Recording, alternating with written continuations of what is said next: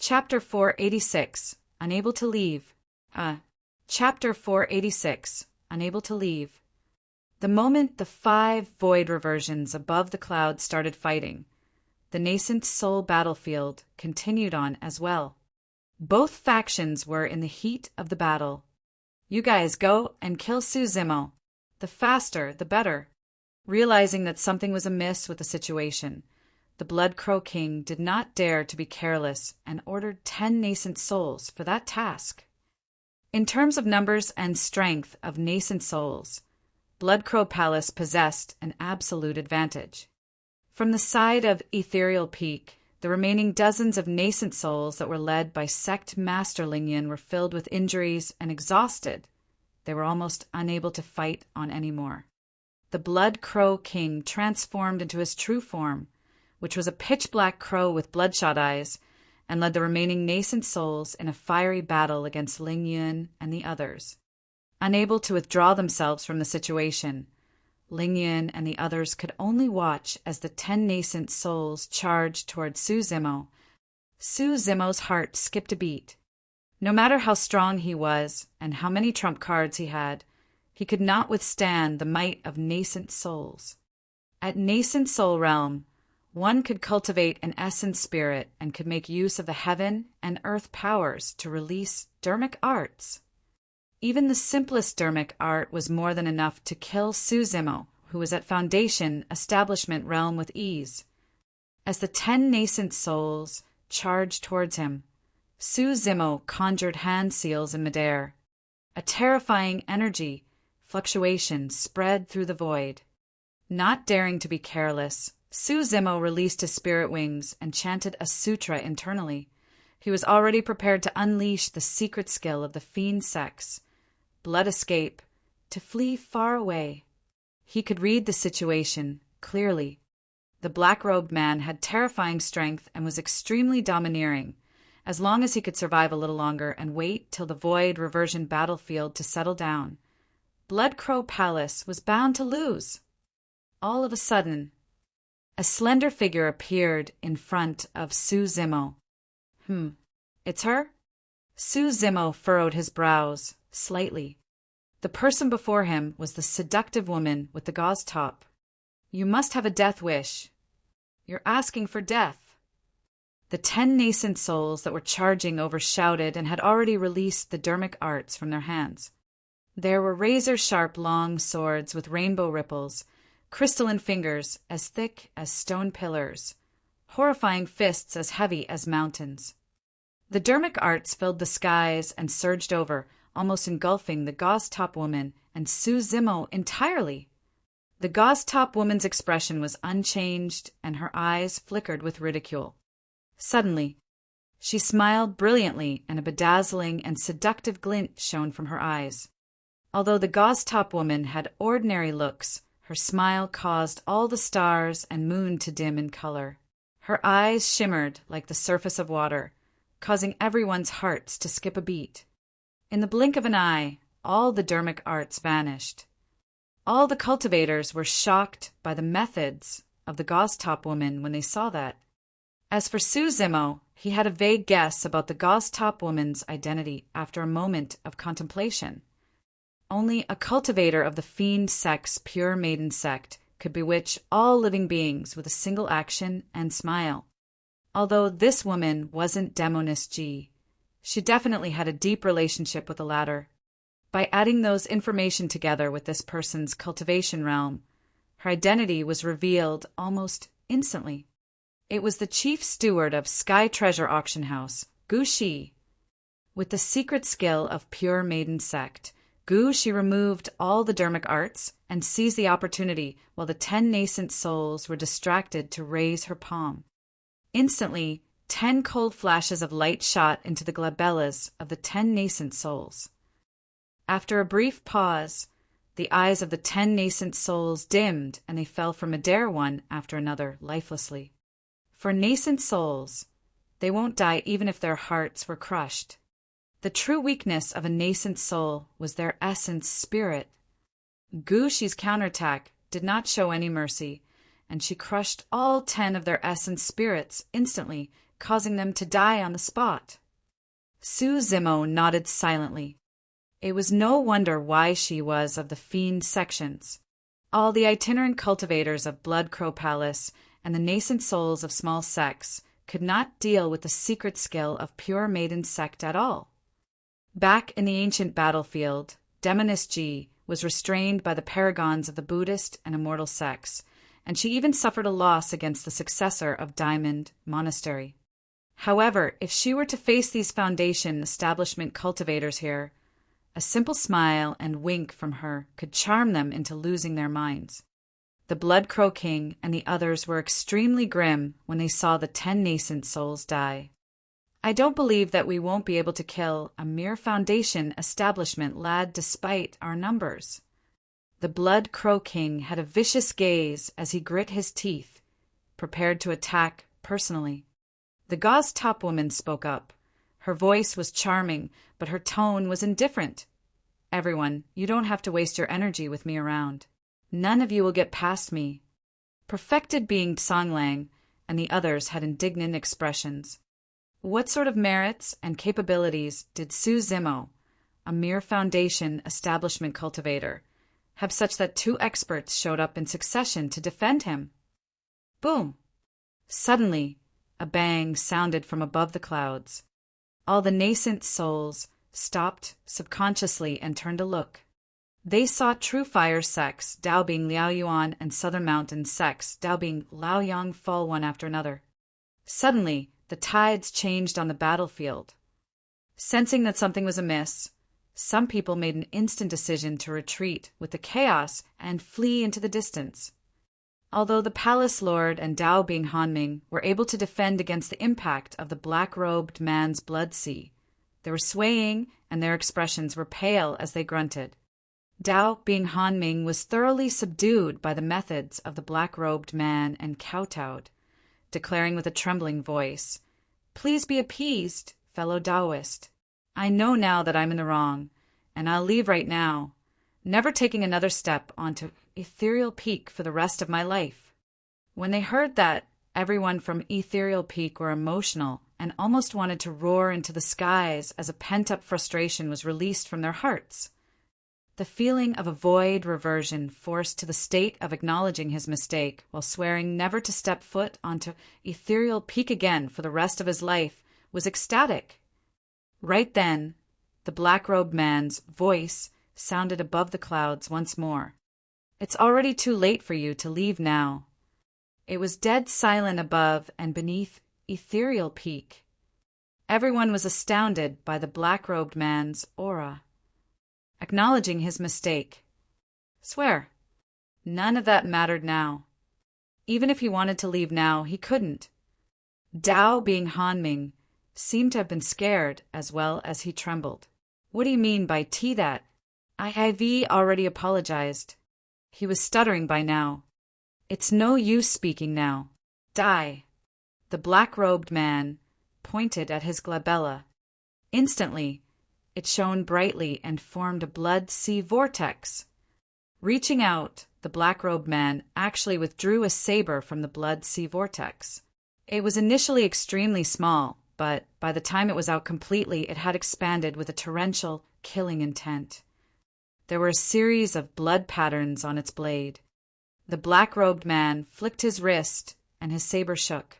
Instantly, all the blood patterns rose, as though they were veins on the blade, and the stench of blood filled the air. He uses a saber. Su Zimo froze momentarily when he saw the black-robed man withdraw a saber, and a thought flashed through his mind. Before he could think about it properly, his attention was drawn by the terrifying methods of the black-robed man. The black-robed man took a step forward and slashed in reverse. It arrived instantly and engulfed Dao Bing Hanming, sealing his escape path. "Don't go overboard." Dao Bing Hanming shrieked and tapped his glabella, withdrawing a shimmering flying sword. At the same time, he withdrew a shield from his storage bag and injected dermic power into it, causing it to expand and hover over his head. Chapter 487, Remnant of the Witch Race. Chapter 487, remnant of the witch race. Clang! The saber sliced the flying sword into two the moment they clashed. Dao being Han Ming grunted and spat out a mouthful of blood. The flying sword was his life force dermic weapon and was connected to his essence spirit. With his life force dermic weapon crippled, Dao being Han Ming's essence spirit received an immense impact and was severely injured. The black-robed man's saber technique was still sharp and his momentum did not pause, cutting down heavily onto the shield in midair and letting out a deafening sound of metal screeching. Boom! The shield exploded into pieces. A terrifying power surged into Dao being Han Ming's body and his organs. Bloodline and bones were disintegrated into pieces due to the sharpness of the blade. Poof! Poof! Poof! A series of blood mists spewed out from Dao being Han Ming.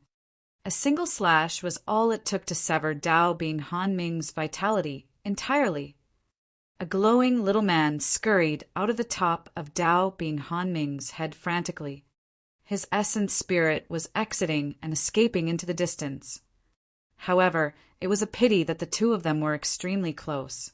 Dao, being Han Ming's essence spirit, did not manage to escape far before the black-robed man caught up to it, grabbing it and crushing it with his palm. After losing the protection of his body, the essence spirit was too weak and could not withstand a single attack. In the blink of an eye, the void reversions of the four major sects had already died in the hands of the black-robed man, leaving Blood Crow Palace's lord. The palace lord had just conjured his dermic technique when Dao being Han Ming had already died. Gritting his teeth, the palace lord waved his bone staff and uttered an indecipherable incantation. The skull on top of the bone staff gradually filled with blood, and two scarlet blood beams shone from its eye sockets, as though it was alive. Bloodbat form. The palace lord roared in rage and pointed his bone staff at the black-robed man. Buzz! Buzz! The skull opened its mouth, and blood-colored bats flew out one after another continuously. Like a swarm of locusts, they charged towards the black-robed man in a dense pack. This was a secret skill of the witch race. All of those were blood-sucking bats, and if a cultivator was trapped in their encirclement, their blood would be sucked dry within a single second. How dare the light of a firefly try to compete against the shine of the moon for glory? The black-robed man sneered. He did not retreat or dodge the looming swarm of bats, and instead took a step forward and slashed again. The weather changed. That single slash seemed as though it had unleashed endless hell. The sky and earth collapsed. Endless firestorms descended from the skies, and the ground ripped apart, causing scarlet lava to gush out. The vast land was filled with ugly scars, and corpses were strewn everywhere. The blood bats cried endlessly upon entering that endless hell, and they disappeared before they could even get close. A look of panic flashed through the palace lord's eyes. Swoosh! In a flash, the black-robed man had already arrived before the palace lord. He slashed in reverse at an extremely fast speed, and the sound of ghosts wailing could be heard as his saber sliced through the void. The palace lord felt his heart skip a beat. With no time to think, he could only receive the attack with his bone staff. Scree! A jarring sound was let out as the saber glided across the bone staff. A faint imprint was left on the bone staff. The palace lord shuddered, and a mouthful of blood rushed up his throat before he swallowed it back forcefully. Although the witch race was one of the primordial 9 races, they did not have strong physiques, and neither did they specialize in melee combat. The palace lord was already severely injured from that single slash. With each breath he took, he could taste the damp stench of blood and feel a ripping pain in his lungs. It was proof that his organs were already injured. If the battle continued, it may very likely result in irrecoverable wounds for him. The palace lord burst in retreat and waved his bone staff, setting up faint green layers of barriers before him. As if oblivious to them, the black-robed man charged at them readily. Crack! Crack! Crack! The faint green barriers shattered repeatedly and could not stop the black-robed man at all. The black-robed man's gaze was icy cold, and his killing intent was chilling as he moved like a phantom. Sensing the killing intent of the black-robed man, the palace lord was finally nervous and shouted with widened eyes, "Azura, I'm someone of the witch race. If you dare take my life, you will bring about destruction for Azura's sect." Su Zimo was secretly alarmed when he heard that. The tone of the palace lord was extremely tough and firm, as if he truly meant it. Could there truly have been super sects that were destroyed by the primordial 9 races on Tianhuang mainland? Do you think that a remnant of the witch race like yourself is enough to threaten me? The black-robed man took a stride forward with a frosty glare and slashed at the palace lord once more. Clang! Although the palace lord managed to defend against it, he could not endure it anymore and spat out a huge mouthful of blood. His organs had shifted positions and were almost ruptured. The words "remnant of the witch race" caused a commotion in the crowd. In the cultivation world, ferocious beasts that had impure bloodlines were called remnant beasts.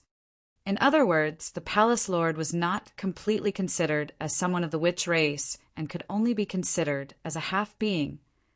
Suddenly, Su Zimo recalled that back then at the primordial ruins, the divine dragon said something similar, berating that the palace lord had an impure bloodline and was merely a bastard child. The palace lord's expression turned extremely harrowing after the black-robed man exposed his background.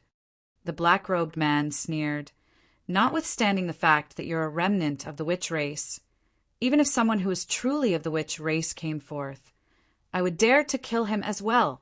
There's no one in this world that I, Yen Beichin, wouldn't dare to kill." It was only at this moment that Su Zimo knew that the name of the terrifying expert from 1,000 years ago was Yen Beichin. The palace lord did not dare to linger and bit his tongue, spitting out a mouthful of essence blood to release his secret skill. He turned into a streak of light and fled into the distance at an extremely fast speed. "Where can you run to?" Yen Beichin's eyes lit up with a dark glint. He slashed forward, and it seemed to cross the voids, landing heavily on the palace lord. There was nowhere to escape. A stream of blood gushed out. The palace lord's body was split into 2 instantly. His essence, spirit, left his body and hovered in midair.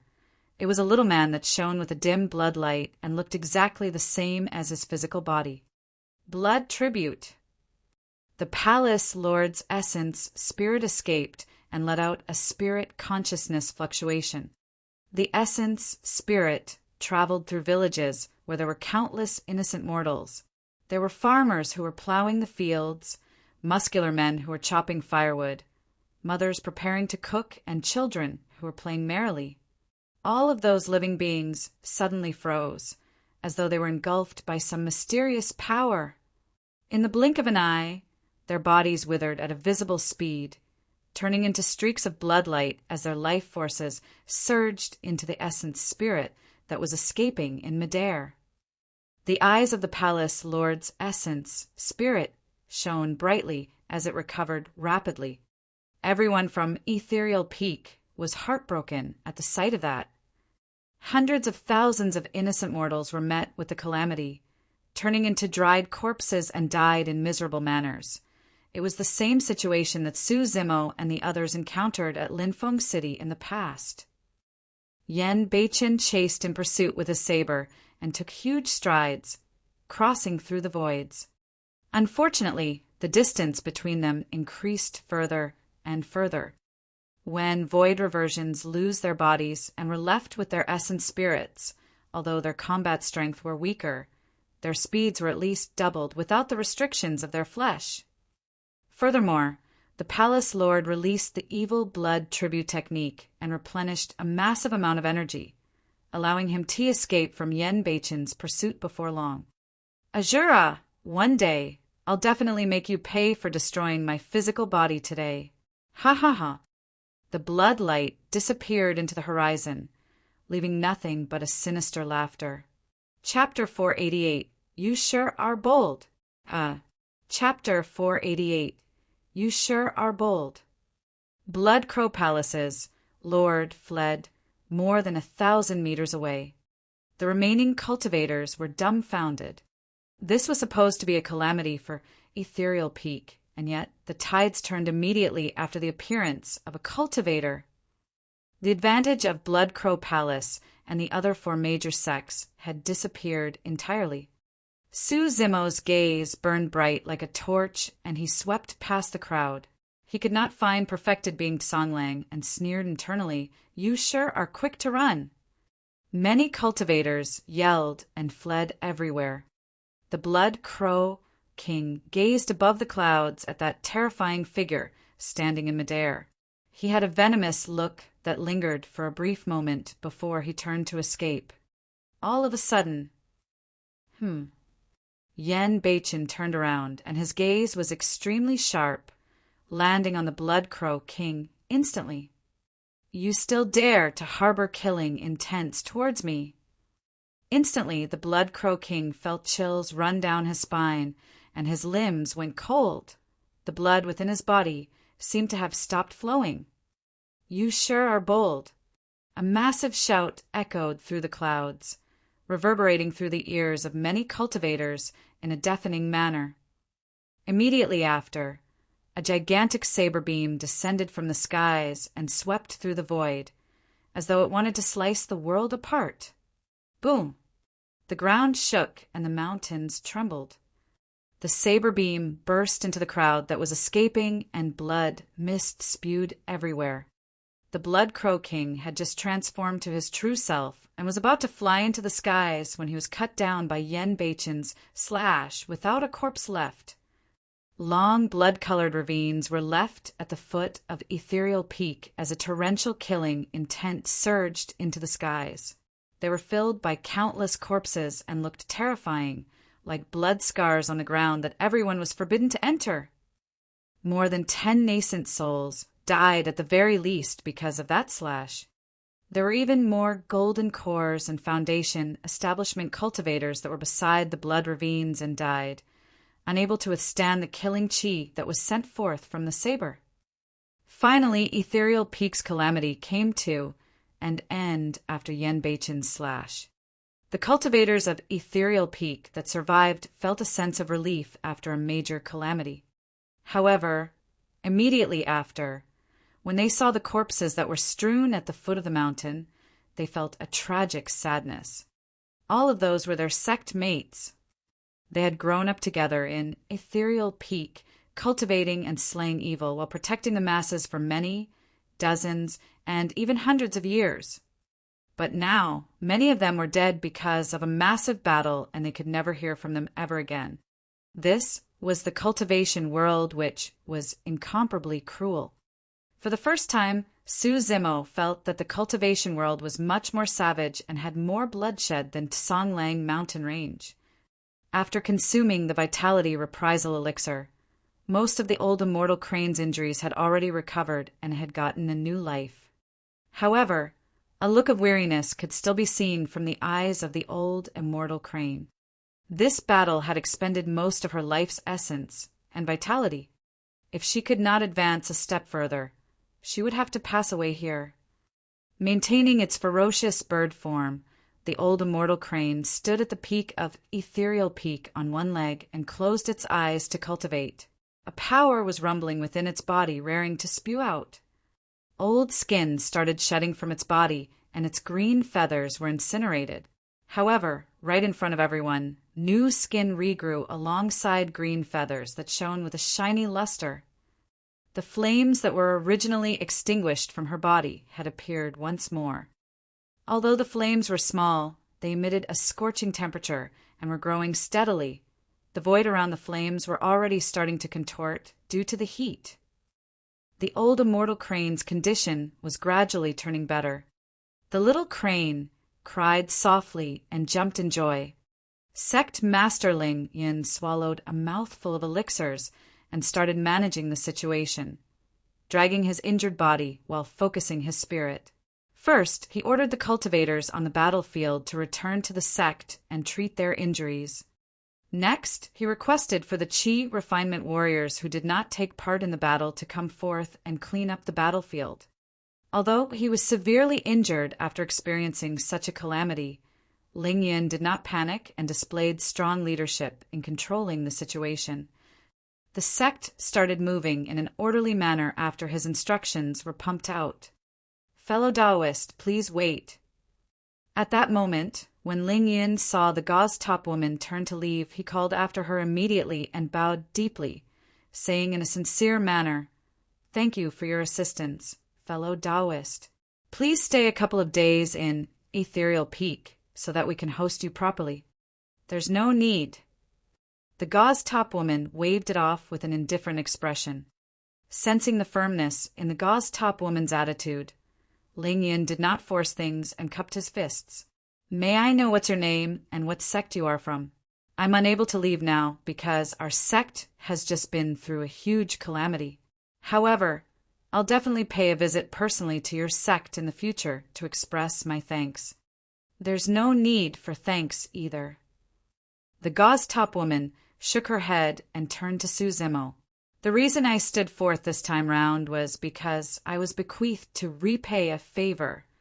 Upon hearing that, Su Zimo no longer had any doubts. She gauze top woman was definitely Gu Shi. The person who bequeathed her should be Demoness Ji. Instinctively, he turned to look around but did not catch sight of Demoness Ji. Ling Yin followed the gauze top woman's gaze and froze momentarily. "Zimo."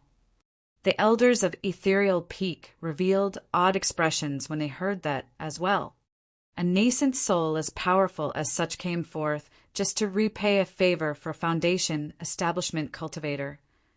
The gauze top woman continued, "If you want to express your thanks, do it to him." With that, the gauze top woman did not linger and flew away. Ling Yin and the others looked at Su Zimo with endless admiration in their eyes, as though they had just discovered the most precious treasure in this world. Even without the gauze top woman's remark, Su Zimo had done great merits in this battle. Furthermore, he was at Extreme Foundation Establishment 1. This was the second person after the human emperor in history to have achieved that. If he was already able to kill golden cores and possessed such terrifying potential and combat strength at Foundation Establishment Realm, his future accomplishments would definitely not be inferior to that person above the clouds.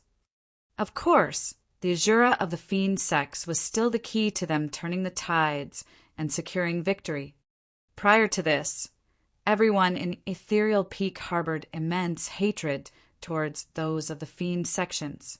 As people of the immortal sects and the path of righteousness, they viewed the extermination of fiends and demons as a personal duty and would definitely not want to be associated with any one of the fiend sections.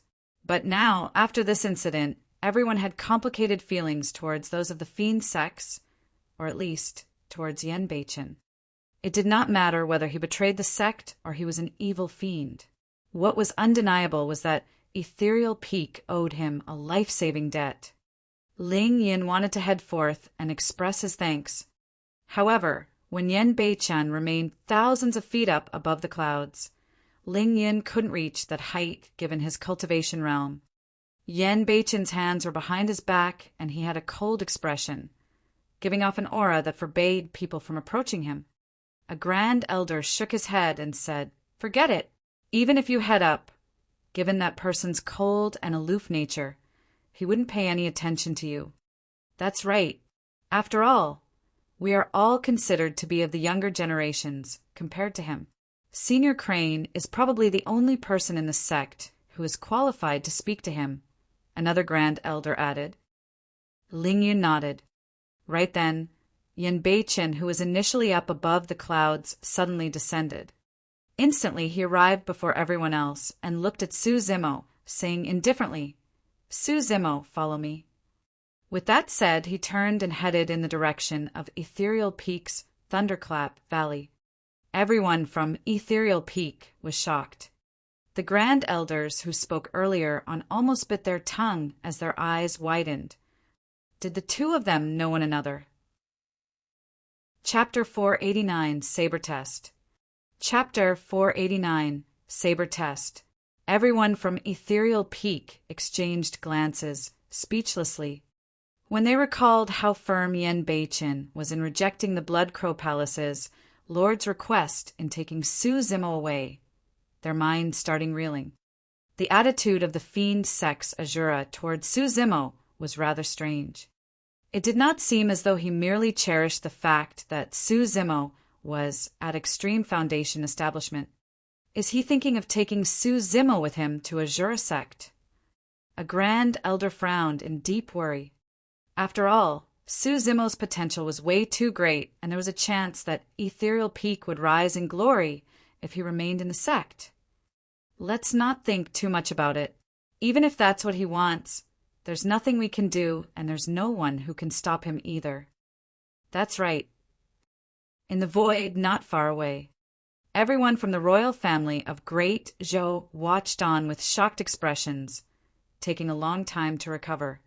Ethereal Peak suffered great losses for that battle. However, the remaining cultivators, be it at Foundation Establishment, Golden Core, or Nascent Soul Realm, had gone through the baptism of blood and life and death and would definitely grow to be the strongest supports of Ethereal Peak in the future. This calamity would only cause Ethereal Peak to turn even stronger. Without any accidents, the old immortal crane would also advance a step further to become a Dharma-characteristic, ferocious bird. One could almost predict that Ethereal Peak's reputation would grow after this battle, and many cultivators in the territory of Great Zhou would head over due to their great name. Ethereal Peak would rise swiftly. As for the other 4 major sects, they would have to leave with defeated spirits. Notwithstanding the fact that their void reversions were dead, they had countless nascent souls, golden cores, and foundation establishment cultivators who were severely injured or dead as well. It was a great loss for their sections. Be it their cultivators of the younger generations or their top experts, the 4 major sects won't be able to challenge Ethereal Peak any longer. The fact that they were not annihilated despite the circumstances is proof of how much providence is shining on them. At the very least, for the next 1,000 years, Ethereal Peak's position would most likely be unshakable. The Emperor of Great Zhou lamented. Upon returning to the capital, he was prepared to send cultivators over to Ethereal Peak with a huge gift of plenty of elixirs. Let's return. Waving his arm, the Emperor led the crowd back. Su Zimo followed Yen Beichin into Thunderclap Valley. Waving his arm, Yen Beichin set up a barrier that isolated the sounds of rumbling thunder outside. Thereafter, he turned to look at Su Zimo, quietly with a scrutinizing gaze. You were the one that obtained the secret skill inside the mystic gold silk armor. Suddenly, Yen Beichin asked. Su Zimo nodded. Thank you, Senior. Yen Beichin pouted his lips. The Void Thunder Manual is a secret skill that's said to be the Thunder Emperor's compilation of his life's work before his ascension back then. Unfortunately, I only managed to obtain a page of it in the ancient battlefield. The Thunder Emperor. It was no wonder why the demonic chi in Su Zimo's bloodline could be purged just through the mantra of a single page. It was because the Void Thunder Manual had such a powerful origin. A moment later, Yen Beichin asked, You were the one who obtained the Saber Emperor's inheritance in the ancient battlefield. I was. Su Zimo admitted to it. The Sea Calming Manual had been lost for many years, and it was normal that the cultivators of the Great Zhou dynasty could not recognize it. However, Azura sect was one of the super sects of Tianhuang, mainland, and Yen Beichin, who was before him, was an expert at the void reversion realm. It was only natural that Su Zimo's saber technique was recognized by the latter. All of a sudden, Su Zimo's heart skipped a beat, and he recalled the thought that he did not complete earlier on. 1,000 years ago, the Saber Mountain Spirit Sea, Azura sect, paragon who used a saber. All the clues that were laid out before him pointed out to an incident in the past clearly. Senior, You were the Azura sect paragon who obtained the Saber Emperor's inheritance from the ancient battlefield 1,000 years ago, the title manual? Su Zimo blurted out. Yen Beichen nodded. Suddenly, Su Zimo was enlightened. It was no wonder why Yen Beichen stared at him earlier on with such an odd expression, as though he was looking at a successor of the younger generation. It was not only because he was a disciple of Ethereal Peak and had obtained the Void Thunder Manual. It was because, one after another, they obtained the inheritance of the Saber Emperor as well. Go on, attack. Let me see how much of the Saber Emperor's inheritance you managed to comprehend. Yen Beichen raised his palm lightly, and endless spirit chi gathered towards his palm. In the blink of an eye, it condensed into a sinister saber. No longer speaking, Yen Beichen attacked immediately after. Su Zimo's reaction was extremely fast, and he whipped out his blood quencher. Attacking upwards, he released the Sea Calming Manual's countercurrent right away. Clang! The two sabers collided and let out a crisp sound, causing sparks to fly everywhere. The power of the attack was not heavy. Su Zimo could clearly feel that Yen Beichen had repressed his power countless times in order to test his saber. Yen Beichen's attack had already reached the level of force. After that attack, Yen Beichen was expressionless and flicked his wrist. The next attack had already arrived stealthily. His saber technique was blurry and unpredictable, yet its killing aura was instantaneous and shuddering. Not good. Su Zimo's heart almost exploded. Against that killing intent, Su Zimo truly thought that Yen Beichen was about to kill him. Instinctively, he unleashed his spirit wings and was about to retreat backwards. However, the moment his spirit wings were summoned, they dissipated and turned into specks of light that scattered in the void. Needless to think, that must have been done by Yen Beichen. Su Zimo buckled his knees and channeled his bloodline, wanting to dodge backwards. Immediately after, to his horror, he realized that there seemed to be 3 walls erected on his left, right, and back. He could not move and could only stand motionlessly on the spot. Use your saber. Yen Beichen's voice sounded coldly, or die. Nobody could question the killing intent of the fiend sex Azura. He had said previously that there was nobody he couldn't and wouldn't dare to kill in the world. And Azura did not require reason to kill. Yen Beichen's attack was one of the stances from Azura Saber. Azura Sex Fiend Air by you had used it before in the ancient battlefield as well, and it was the exact same move. However, although they were exact, the might that was produced from Yen Beichen was worlds apart. That attack was ethereal and was imperceivable. Although Su Zimo felt so terrible he wanted to throw up, he had nowhere to retreat. Taking a deep breath, Su Zimo composed himself and closed his eyes instead, choosing to follow his heart. Suddenly, he slashed out at the void before him. It was the ripple stance of Sea Calming Manual. The entire void seemed to drawn in by that slash and spirit chi swirled, as though it was creating a massive vortex. Under Yen Beichen's pressure, the vortex stance had also reached the level of force. Although the saber was only slashing at an empty spot, it possessed a centrifugal power of attraction that instantly broke through Yen Beichen's Azura Saber's intense state. The initially imperceivable saber was now appearing. Clang! The 2 sabers collided once more and retraced upon a single contact. A subtle hint of admiration could be seen flickering through Yen Beichen's eyes. Carry on. His voice was still cold as ever without any emotions. The Sea Calming Manual was a saber technique comprehended by the Saber Emperor at the seaside. Be it in terms of toughness or flexibility, it was majestic and overbearing, unlike Azura Saber. Azura Saber was a technique that was purely created for killing, and every single move was sinister and lethal. The 2 different techniques, one righteous and one evil, were supreme secret skills in the Tao of the saber. Yan Beichen continued attacking in succession, and the angles of his attacks were tricky. They withdrew, lifted, or were hidden. Every single attack was filled with boundless imagination that left one speechless. Against such a saber technique, Su Zimo could only deal with them using the ripple stance of the sea calming manual, fighting gentleness with gentleness. Su Zimo's ripple stance turned increasingly mature against that immense pressure, and a saber force that was akin to ripples on the surface of water started to appear gradually. Chapter 490, Title Manual. Chapter 490, Title Manual. A moment later, Yan Beichen retracted his saber and stood upright. Su Zimo heaved a sigh of relief, and he could barely contain the joy in his eyes. Apart from the final stance of the sea calming manual, which he was still unable to produce, he managed to comprehend the force levels of the other four stances completely. It was all because of the pressure that Yan Beichen gave him that he was able to comprehend them so quickly.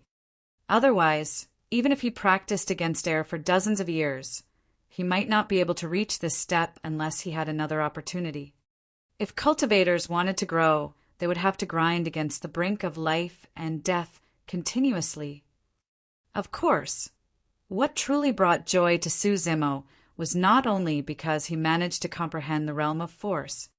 More than that, under the pretext that they were both on the same power level, he was not weaker than this number one paragon of Tianhuang mainland north region in the past in terms of his saber technique. Although Yan Beichen had been immersed in the Tao of the saber for countless years, Su Zimo was not disadvantaged. Amazing! Su Zimo was drenched in sweat and was invigorated. Yan Beichen's expression was cold and his gaze was calm, as though he could read Su Zimo's mind. Do you think that you're incredible because you're able to defend against my attacks? Yan Beichen asked indifferently. Su Zimo remained silent. During their previous exchange of blows, although Yan Beichen was repressing him the entire time, Su Zimo did not reveal any openings, and in fact, he managed to defend all of the former's various attacks. However, Su Zimo was embarrassed to admit to something like that after Yan Beichen read his mind. Yet, Yan Beichen's next remark caused Su Zimo's heart to sink as chills filled his body. Take a look at your body. Yan Beichen's eyes was shimmering with a hint of disdain. Furrowing his brows slightly, Su Zimo lowered his head and he froze up, his pupils constricting violently. Before he knew it, a series of cuts had already been made on the green robes in front of his chest. They intertwined near to his heart and formed a gigantic character for the word death. Su Zimo felt his limbs go cold. This meant that if this was an actual life and death battle, he would have died more than 6 times in that short exchange earlier on. The most frightening thing was that he did not notice it at all up till now. The more Su Zimo thought about it, the more alarmed he was. The pride and exhilaration he displayed earlier had vanished entirely. If there were no restrictions, and he could rely on his movement techniques from the mystic classic of the 12 demon kings of the great wilderness, his speed and his terrifying physique, Su Zimo might not lose. However, at the very least, he was completely defeated in terms of saber technique.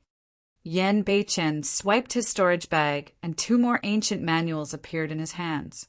He handed them to Su Zimo. Focusing his gaze, Su Zimo could not help but exclaim, "The title manual." The Saber Emperor left 2 inheritances in the ancient battlefield, one of which was the sea calming manual which Su Zimo had obtained. The other one was the title manual which was taken away by Yan Beichen 1,000 years ago. Yan Beichen said, "The title manual is not a saber technique, but a secret skill with 9 levels to it. It was created by the Saber Emperor in the past while he was at the seaside, observing the ebb and flow of the tides. He combined that as a skill together with the Tao of the saber, and it possesses the obscurities of the universe. The title manual and sea calming manual complement and complete one another. After cultivating the title manual, you'll be able to utilize the might of the tide. At level 1, each time you make an attack, there will be an additional layer of power to it, and that's the tidal might. Su Zimo seemed to have an understanding. Yen Beichen continued. At level 1 of the tidal manual, you'll experience a 10% increase in strength. At level 2, 20%. Don't look down on the percentages, because in actual combat, the difference will be significant. Su Zimo was secretly shocked. If he managed to cultivate to level 9 of the tidal might, it would be equivalent to an additional 90%, and that would be akin to twice of his strength. It was enough for him to overwhelm anyone else of the same cultivation realm. Of course, the most important use of the tidal might is to make up for the flaws of the sea calming manual. Yen Beichen explained, "You are already extremely proficient in your first 4 stances. However, there is still some sluggishness in your transition between gentleness and toughness while changing stances. While ordinary cultivators are almost blind to these openings, you will be in danger of dying if you meet with people who are truly impressive." Suddenly, Su Zimo was enlightened. Indeed, he had experienced slight sluggishness while he was practicing his saber techniques earlier on. However, when he battled in the ancient battlefield against the paragons of the immortal, Buddhist, and fiend sects, nobody noticed those openings. As such, Su Zimo did not pay much attention to it. He had not expected that his openings would be so fatal when they were exposed to true experts. Su Zimo was immensely grateful. He had not thought that Yen Beichen would impart to him the tidal manual so easily without hesitation. "Senior, I'll demonstrate the sea calming manual once and describe to you the details of it." Su Zimo's thought process was simple. He wanted to impart the sea calming manual to Yen Beichen as well as a form of exchange. "There's no need." Yen Beichen waved it off indifferently. "I've already begun to comprehend my own Tao. In my eyes, the sea calming manual is no big deal." There was a hint of arrogance in Yen Beichen's tone. He was firmly convinced that he would definitely be an emperor in the future with accomplishments above the Saber Emperor. Su Zimo did not press on further and took the tidal manual. When he saw the second ancient manual, he could not help but frown. Azura Saber. The other secret skill was Azura Sect's secret skill, Azura Saber. This. Su Zimo was confused. By doing this, did it mean that Yen Beichen wanted him to join Azura Sect? Su Zimo hesitated for a moment before returning Azura Saber. "I haven't thought about leaving Ethereal Peak before. Senior, please take the Azura Saber back." Yen Beichen glared at him, but did not take it back. "Even if you don't join Azura Sect, you can take this saber manual to cultivate. Is this appropriate?" Su Zimo frowned. Usually, one would be severely punished and might even be killed if they imparted the secret skills of a sect. "You're telling me that even though I dare to impart it to you, you don't dare to learn it?" Yen Beichen sneered. Su Zimo was silent. In the ancient battlefield, he had truly created quite a bit of trouble, and there was nothing he wouldn't dare to learn. Furthermore, it wasn't as though Su Zimo hadn't cultivated techniques of the fiend sects before. Back in the river undercurrent, when he was stuck with Demonist G in that cramped stone coffin, he cultivated the blood refinement fiend sutra that was left inside. At that thought, Su Zimo accepted both the ancient manuals. After pondering silently for a moment, he recalled something and asked, "Azura Sect is located in the Middle Continent. Senior, were you able to arrive in time because Senior Gushi sent you a message?" Yen Beichen and looked at Su Zimo with a strange stare. To think that this generation's pure maiden of the fiend sects would have chosen you as her tripod. This was the second time that Su Zimo had heard of the term. The first time was under the human emperor's palace, when Demonist G confessed to it after being questioned by the sealer of the illusion fiend cult. What's the meaning of being a tripod of the pure maiden sect? Su Zimo could not help but ask. Yen Beichen did not reply. When Su Zimo saw that, he suppressed the curiosity in his heart for now. He thought for a moment and asked again, Why are all the sects, cultivators, and even the royal family of Great Zhou so wary of the witch race? That cautiousness stems from a catastrophe that happened 10,000 years ago, Yan Beichin replied indifferently. Chapter 491, Secret of the Catastrophe. Chapter 491, Secret of the Catastrophe. 10,000 years ago, there was an overlord in the north region of Tianhuang mainland, and that was the Great Qian Empire. Its territories were vast, and it was extremely powerful. Unfortunately, the center of the Great Qian Empire, its glorious capital, was turned into ruins overnight. Yan Beichin continued. Not only that, the 2 Buddhist monasteries that resided in the territory of the Great Qian Empire and supported it were annihilated. 10,000 years ago, there were 8 Buddhist monasteries, not the current 6. Ah! Su Zimo was shocked and exclaimed softly. There were 8 Buddhist monasteries 10,000 years ago. A single catastrophe had not only turned an empire into ruins, it even destroyed 2 super sects of Tianhuang mainland. He could not help but ask, what sort of a catastrophe was it? Did it have something to do with the witch race? No. Yan Beichin shook his head. It was another one of the primordial 9 races, the dragon race. Su Zimo's mouth opened gradually in a slight daze. The dragon race. He had quite a bit of a feud with the dragon race as well. Yan Beichin continued. There were many rumors to why the catastrophe happened. However, the conclusion was that a certain dragon in the Dragonbone Valley was enraged. Dragonbone Valley. Su Zimo frowned slightly, and he thought about the endless white bones he saw back in the primordial ruins. There was also a long sea of bones and a towering dragon carcass. The Dragonbone Valley is one of the 9 forbidden grounds of Tianhuang mainland, Yan Beichin explained. Indeed. Su Zimo felt a sense of trepidation as he recalled his encounter in the Dragonbone Valley back then.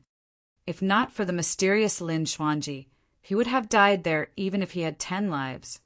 Suddenly he recalled something that Yan Beichin said earlier and could not help but question in shock and disbelief. It was all because of a dragon! A single dragon was enough to bring the Great Qian Empire and 2 super sects to ruins, changing the state of Tianhuang mainland's north region entirely. That's right. Yan Beichin nodded. An ancestral-level divine dragon. As though he could tell that Su Zimo did not understand the concept of an ancestral-level divine dragon, Yan Beichin added, his combat strength can match the human emperor. Su Zimo was stunned. A moment later, Su Zimo composed himself and continued asking, how many ancestral dragons are there in the dragon race? No one knows. Yan Beichin replied, however, the ancestral dragons are not the strongest of the dragon race. The dragon race also has a dragon emperor whose power is far beyond the ancestral dragons. Suddenly, Su Zimo felt like he was being suffocated and was in immense pressure. If an ancestral dragon could fight against the human emperor, who in the world could stop a dragon emperor if it was born? Yan Beichin continued, the primordial 9 races are innately strong from birth and can wipe out almost everyone else at the same cultivation realm. Throughout history, there has been countless emperors, but among them, there are less than 10 emperors of the human race who can go against the emperors of the primordial 9 races. Su Zimo remained silent. That was the difference between them. Humans were born weak, and that was a fact that couldn't be changed. The experts of the primordial 9 races are already able to fight against emperors of the human race when they were at the ancestral level. They did not even have to be emperors themselves. After a brief pause, Yan Beichin said, the reason why humans were able to win the ancient war was because of the birth of the human emperor. He was a supreme hero who shocked history and could look down on all other emperors. At the mention of the human emperor, even someone as prideful as Yan Beichin revealed a tinge of admiration in his tone. At that point, Su Zimo gradually understood. What the royal family of Great Zhou was fearful about was not the Blood Crow Palace's lord, but the true experts of the witch race. Blood Crow Palace's lord is merely a remnant of the witch race with an impure bloodline. Otherwise, his combat strength wouldn't have been so pathetic. Now that his physical body was destroyed by me, he won't be able to recover in a short period of time, and Ethereal Peak is in no danger for now. However, Yen Bei-chan paused for a moment before changing the topic. You've been extravagant in your ways in the ancient battlefield, killing the fiend heir of Malevolent Earth Sect and destroying Poison Sect while defeating Glass Palace. You'll have to watch out from now on. Glass Palace and Malevolent Earth Sect are located at the north region of Tianhuang mainland. Su Zimo's heart skipped a beat. Although no one else in Xiantian City apart from Ji Qingtian and the others knew of his background. Given the strength of Glass Palace and Malevolent Earth Sect, if they truly wanted to hunt him down, it would just be a matter of time. The only way for him was to hide in seclusion without coming forth. However, what worried Su Zimo even more was that Glass Palace's Pei Chunyu was severely injured and escaped into the Fog Valley with his fate unknown. There was a chance that he would have survived and made it back to Tianhuang mainland. That man was a latent danger. For the first time, Su Zimo felt that there were way too many latent dangers around him. Glass Palace, Malevolent Earth Sect, Poison Sect, Blood Crow Palace's lord. The moment all of those latent dangers erupted, the outcome would be unimaginable. He had to get stronger as quickly as possible. With those latent dangers ticking down, the only shot he had at survival was to get stronger as soon as possible. Yen Bei-chen turned around to leave, but paused for a moment before remarking indifferently, "You're at Extreme Foundation establishment and is the second person in history to do so apart from the human emperor. However, you have to understand that before you form a core, everything is merely a dreamscape. In the super sects of Tianhuang mainland, Foundation establishment cultivators are only outer sect disciples, and they will only become inner sect disciples after forming a core. That was the difference between super sects and Ethereal Peak. In Ethereal Peak, golden cores could become elders. However, in those super sects, they were only inner sect disciples." Yen Bei-chen added, "I heard that Divine Phoenix Island produced a monster incarnate. Although you're at Extreme Foundation establishment, you're probably only on par with him." Su Zimo did not reply. He could not possibly divulge the identity of Divine Phoenix Island's monster incarnate. Everyone in the cultivation world knew right now that the Divine Phoenix Island's monster incarnate's right hand was a precious piece of divine phoenix bone. If the mighty figures and patriarchs of various factions were to come fight for it, no one could protect him at all. Additionally, although phenomenons are the strongest techniques available for golden cores, there's a difference in strength between the phenomenons. Yen Bei-chen said, "The golden core phenomenons you experienced earlier were the low-end ones with limited power. If you meet with golden cores with ancient phenomenons, even an early-stage golden core would be able to kill you. Are all ancient phenomenons definitely strong?" Su Zimo asked with a frown. "The phenomenons that are cultivated by ancient emperors, mighty figures, and patriarchs have gone through the sands of time and are still not destroyed. Their legacy crosses time, and it's only natural that their powers are incredible." Su Zimo asked again, "Are all golden core phenomenons cultivated by the later generations weaker than the ancient phenomenons?" Yen Bei-chen shook his head. "It's very difficult. All the cultivation techniques you're using right now has been passed down from history. As such, it's only natural that the phenomenons you cultivate can't break out of the shadows of the past ancient phenomenons that easily. If you can really create a mighty phenomenon that's able to compare against the ancient phenomenons, you'll definitely be recorded into the books of history and be nominated into the unusual phenomenon ranking." Unusual phenomenon ranking. Su Zimo was slightly stunned. Yen Bei-chen replied, "You should know that the ancient battlefield was formed from dimensional shards and is differentiated into different levels based on its stability." "Yes." Su Zimo nodded. Demonist Ji had told him about that many years ago. Yen Beichin continued. Foundation establishment cultivators can be sent into the elementary ancient battlefield, and it can be opened once every 10 years. The intermediate is more stable and can allow golden cores to cultivate within, opening up once per 100 years. In the intermediate ancient battlefield, there's an extremely famous divine ranking that has been passed down from history, known as the unusual phenomenon ranking. The ranking list has a total of 108 positions, and millions of golden cores fight for a spot. Only those that have their names listed on the unusual phenomenon ranking are befitting of the word paragon. Chapter 492, Divine Powers. Chapter 492, Divine Powers. Yen Beichin said, I'm sure I don't need to elaborate more about the benefits of the ancient battlefield. Both you and I are beneficiaries of them. Su Zimo nodded. If he hadn't entered the ancient battlefield, there was no way he would have cultivated to his current cultivation realm within a short period of time. Be it the path of immortals or demons, Su Zimo was already half a step through to creating a core. Furthermore, he wouldn't have been able to unlock 9 spirit meridians and reach the legendary extreme Foundation Establishment realm. He wouldn't have had a chance to obtain the secret skill, ancient Dragonification manual, and the Khanate spirit weapon, the Coiling Dragon Seal, either. Su Zimo had truly benefited way too much from the elementary ancient battlefield. The intermediate ancient battlefield only opens up once every 100 years, and the unusual phenomenon ranking refreshes once per 100 years as well. Yen Beichin continued. Apart from fame throughout the cultivation world, the higher one's name was on the ranking list, the more benefits they would obtain. There's a very high chance for one to obtain a massive opportunity and skyrocket from that point. Su Zimo's heart skipped a beat, and he suddenly asked, Senior, what was your ranking on the unusual phenomenon ranking in the past? Number 1.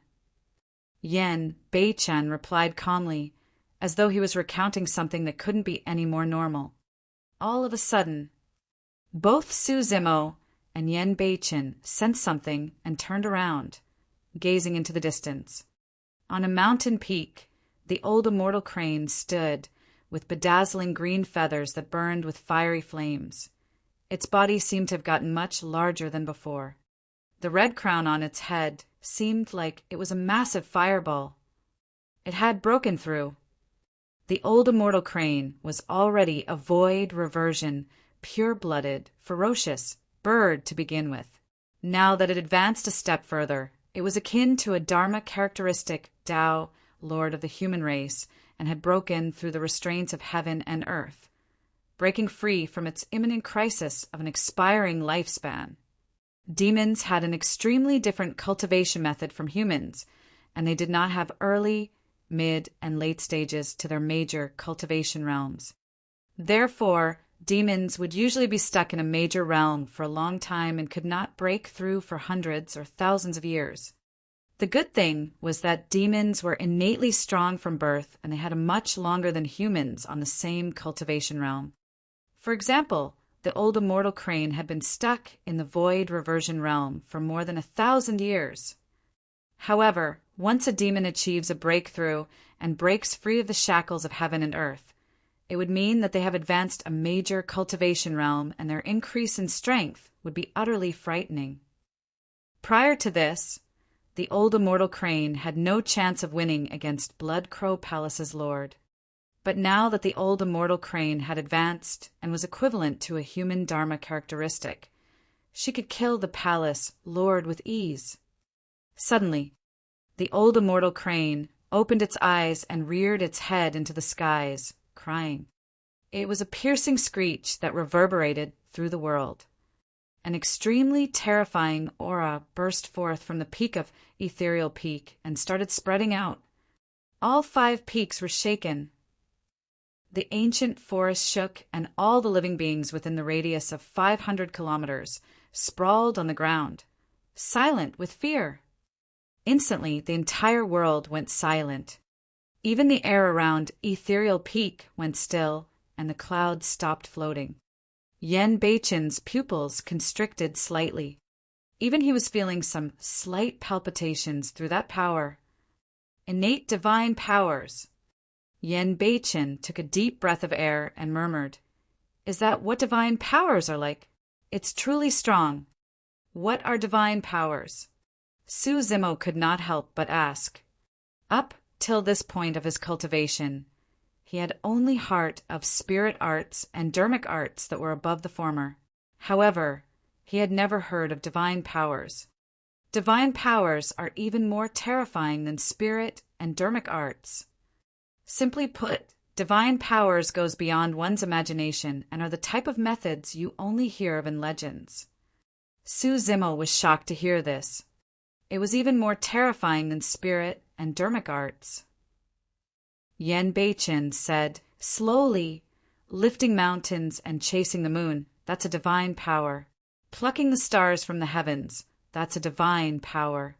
Incinerating the heavens and burning the seas, that's a divine power. Summoning wind and rain, scattering beams to form troops, those are all divine powers." Su Zimo's mouth opened slightly, and he could not contain the shock in his eyes.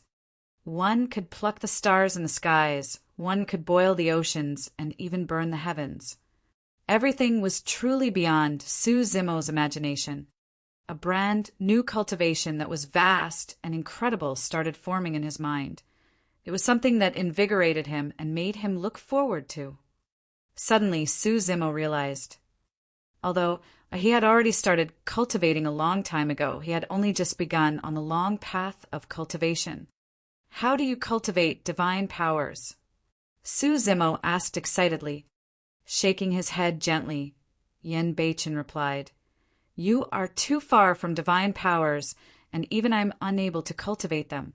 Void reversions are known as Tao beings.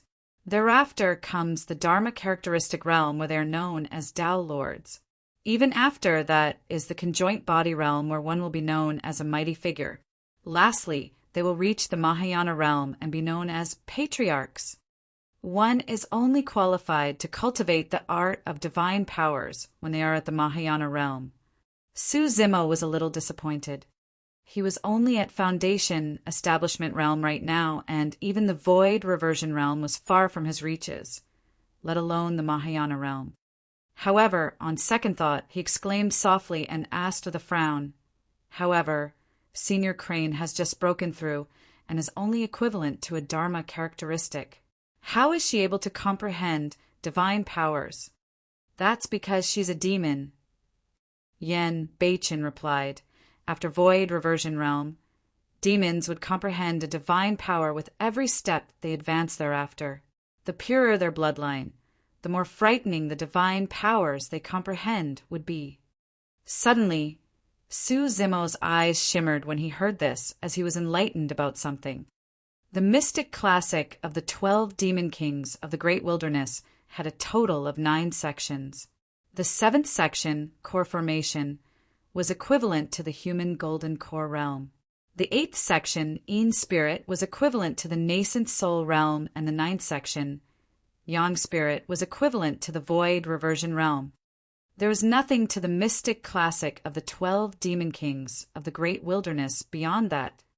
Initially, Su Zimo could not understand why there were only 9 sections to the mystic classic of the 12 demon kings of the Great Wilderness.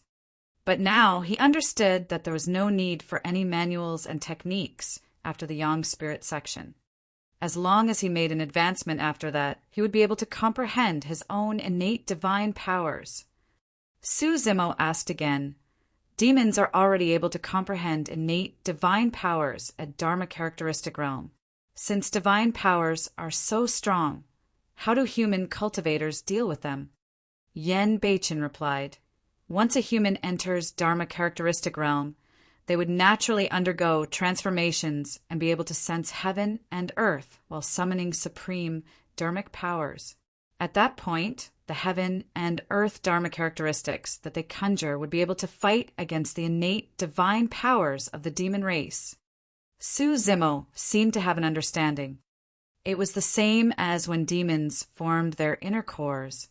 At that point, the strength and speed would increase exponentially and their physiques would reach a terrifying level of toughness that weak humans couldn't fight against. However, after the elites of the human race formed their golden cores, they would be able to produce golden core phenomenons. The immensely powerful phenomenons could enable them to fight against demons.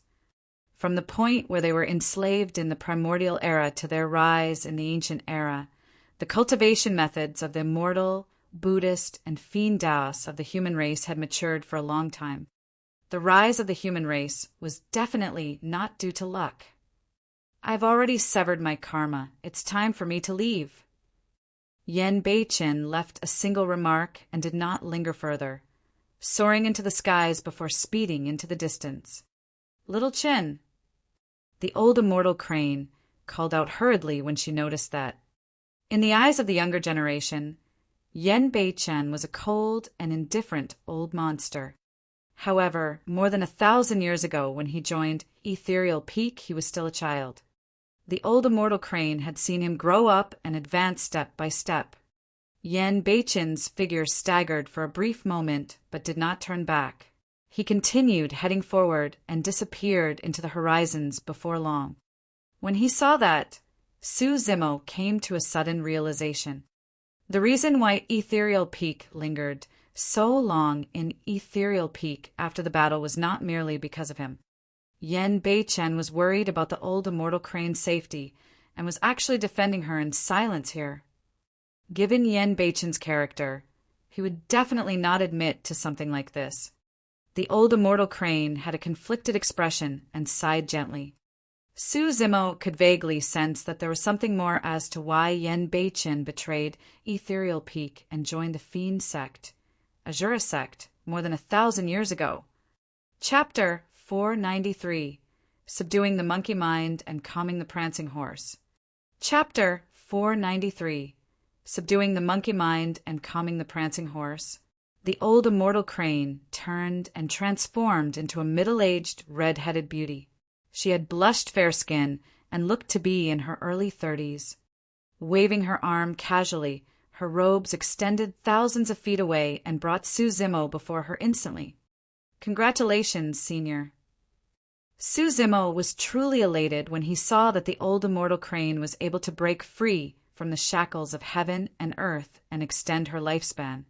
With the addition of a new Dharma characteristic expert, itinerant cultivators in the territory of Great Zhou would definitely want to join Ethereal Peak in the future, and the rise of the sect was certain. I should be the one thanking you. The old immortal crane smiled and looked towards a spot in the forest outside of Ethereal Peak. Someone from the Fiend sects must have sent a message for Little Chen to arrive in time. I suppose that has something to do with you? Su Zimo remained silent. I don't have any biasness towards the Fiend sections. Head over there and take a look. Someone has been waiting for you for a long time. The old immortal crane pointed to a deep portion of the forest and said with a smile, All right. Su Zimo smiled and spread his spirit wings, speeding towards the forest. In the depths of the forest, a pink figure stood upright with black hair that fell like a waterfall. Her long dress accentuated her curvy figure to its best. The veil on the girl's face had already been removed, and she was smiling towards his direction with a peerlessly flawless face. Thank you. Su Zimo was silent for a long time after arriving before finally speaking. Demoness Ji could not help but stifle a laugh. Blinking her eyes, she skipped around gently and closed in to Su Zimo playfully. A fragrance wafted over. Their cheeks were extremely close together, and Demoness Ji asked with a sweet breath, How are you going to thank me? With that said, she bit her cherry lips in a seemingly dissatisfied manner and looked at Su Zimo expectantly. He lowered his gaze with the calmness of an old monk. Not daring to meet with her gaze, he took a step back instead. After not seeing her for half a year, Demoness Ji's charm techniques had gotten even more terrifying. Su Zimo lamented to himself, Seems like she has gotten quite a few opportunities in the human emperor's palace back then as well. All right, I won't tease you anymore. Demoness G returned to normal and chuckled before remarking with a relaxed tone, You don't have to thank me since you've saved me before as well. Su Zimo heaved out a sigh of relief. After a brief silence, Demoness G whispered, You offended so many people in the ancient battlefield. Why didn't you join the fiend sects together with Senior Azura? Although he is cold, indifferent, and doesn't care about relationships, I can tell that he seems to treat you rather specially. Su Zimo shook his head. Demoness G continued, There's another 20 years to go before the intermediate ancient battlefield opens up. Ethereal Peak doesn't have the strength and isn't able to break through the barriers to enter the intermediate ancient battlefield as well. At that time, remember to come look for me. I'll bring you in. We'll discuss it again. In any case, there's 20 more years to go. There's no hurry. I'll make a move first. Yes. Seeing that Su Zimo had no intention of asking her to stay, Demoness G was secretly frustrated and harumphed gently in a begrudging manner. She had just turned around when his voice sounded, somewhat hesitantly, What's the meaning of the pure maiden sex tripod? Demoness G's back was facing Su Zimo and a hint of shyness flickered through her eyes. Hiding it swiftly, she turned around with a fake smile. What do you think it means? There was a saying in the cultivation world that tripods were members of the opposite sex captured and used by evil cultivators to increase their cultivation realms. They would use the tripods to do a double cultivation method by using the tripods to replenish their yang or vice versa. Tripods were akin to slaves, and most of them ended up in miserable states, dying from a complete exhaustion of their yin or yang essences. Naturally, Su Zimo had heard of that saying before. However, he did not believe that the pure maiden sex tripod was the same thing. I don't know, he shook his head. Demoness G smiled. Tripods are naturally used for cultivation. When he saw that Demoness G clearly did not wish to elaborate, Su Zimo did not question further. I'm going. She waved to Su Zimo with her back facing him. I'll tease you again next time. Gazing at Demoness G's departing back view, Su Zimo took a deep breath of air and turned to leave as well, heading towards Ethereal Peak. This time round, he intended to enter seclusion to try and form his core upon returning. Su Zimo wanted to form his cores for both his immortality and demonic cultivations. Nighttime. Ethereal Peak, a cave abode. Su Zimo assumed a lotus position and his eyes were shut. He had already sat there for an entire day without budging like a statue. Although it seemed like he did not make any progress, Su Zimo was making preparations to ensure that nothing went wrong. There were only 12 words to the first sentence of the core formation section. Calm the monkey mind, control the prancing horse, subdue dragons and tigers. That was the first and most important step to core formation.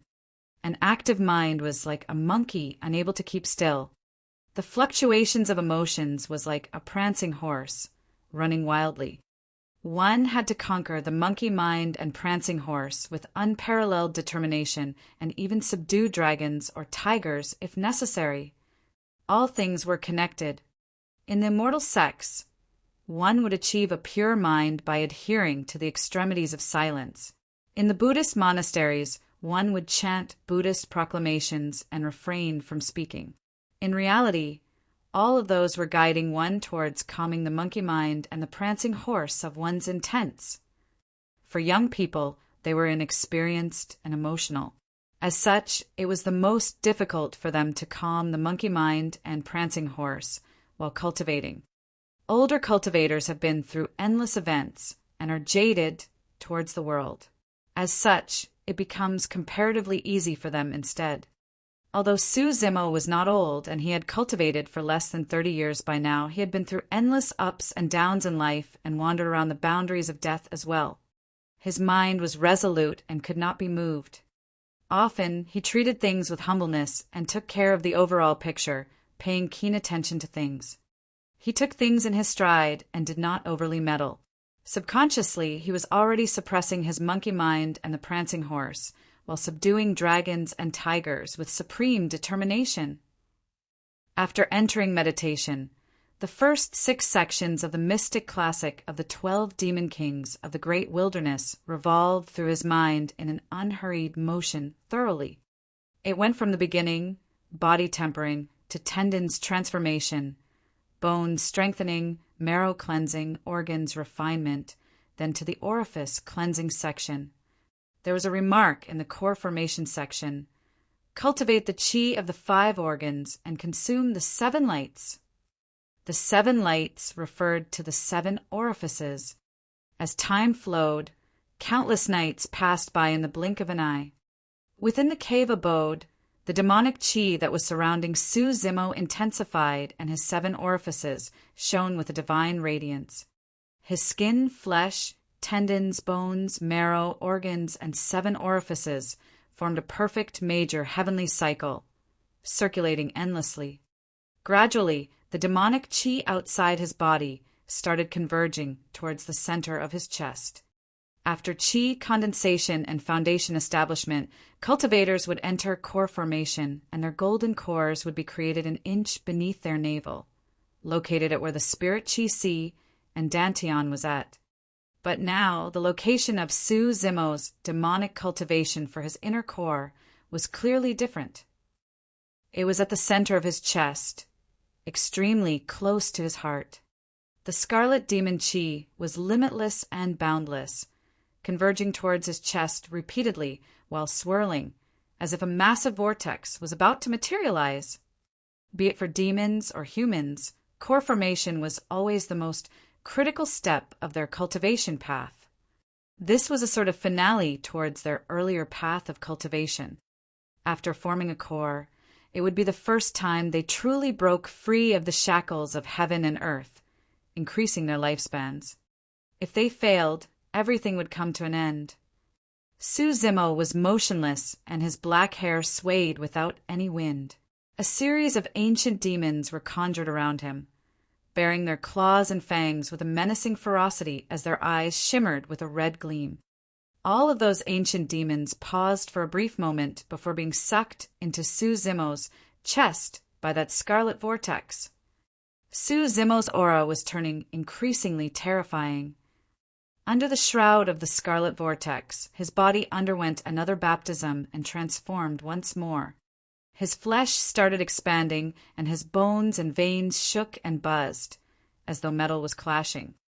Twitching violently, his major tendons gave off snapping sounds like thunder, and it was shuddering. Chapter 494, Inner Core Formation. Chapter 494, Inner Core Formation. At the back mountain from Ethereal's main peak, the old immortal crane felt something and jolted awake from her meditation, cultivation. More than 10 days ago, Ethereal Peak experienced a calamity and suffered immense losses. Up till now, many cultivators were still healing and had not recovered completely. Even though the old immortal crane was in cultivation, she was paying attention to any activity within the sect keenly. Right now, she was in the Dharma characteristic realm, and her strength had grown immensely.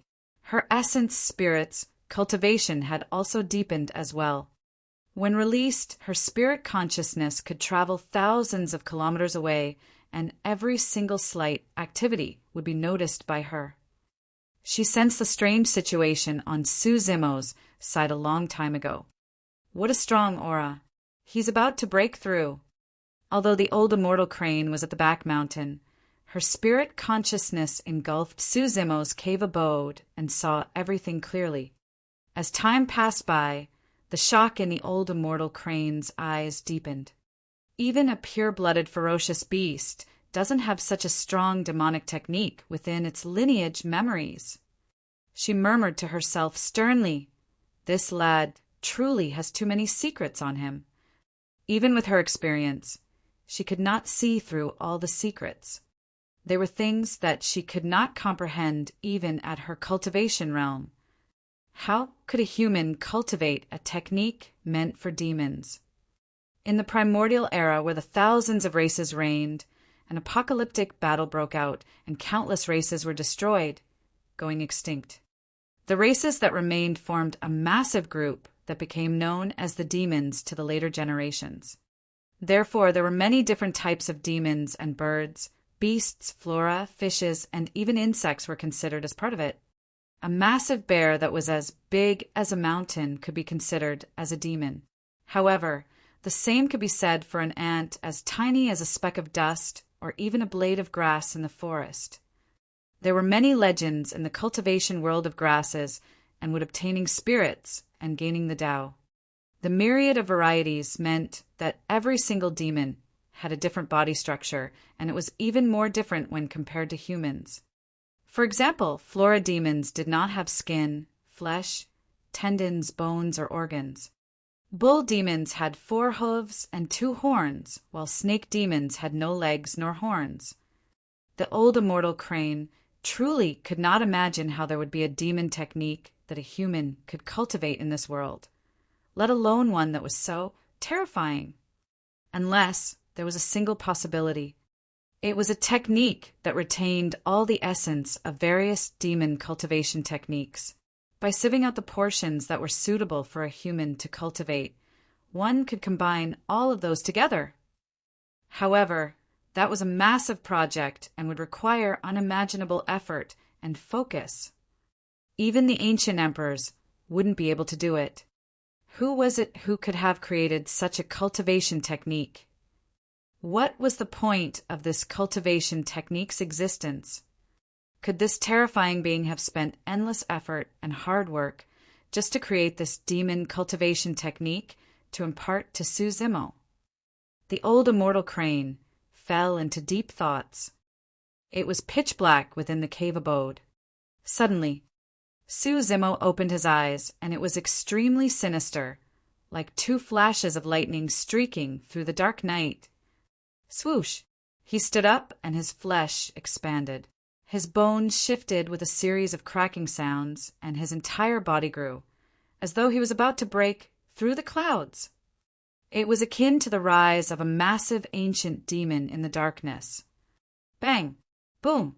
Boom! Su Zimo's body continued growing endlessly, and his head was almost bursting through the ceiling of the cave abode. The entire place shook as though it was about to collapse at any moment. Broken rocks fell on Su Zimo's head continuously, but he was perfectly fine. For a disciple such as Su Zimo, the layout of his cave abode was already similar to that of a golden core. It was spacious and had a high ceiling. Without the use of external objects, golden cores could soar through the air and reach 100 feet in height. Naturally, the height of the cave abode had to be more than 100 feet. What was 100 feet akin to? It was similar to a building with 10 levels. Now that Su Zimo was breaking through the roof of the cave abode, it meant that his body had already grew to the height of 100 feet.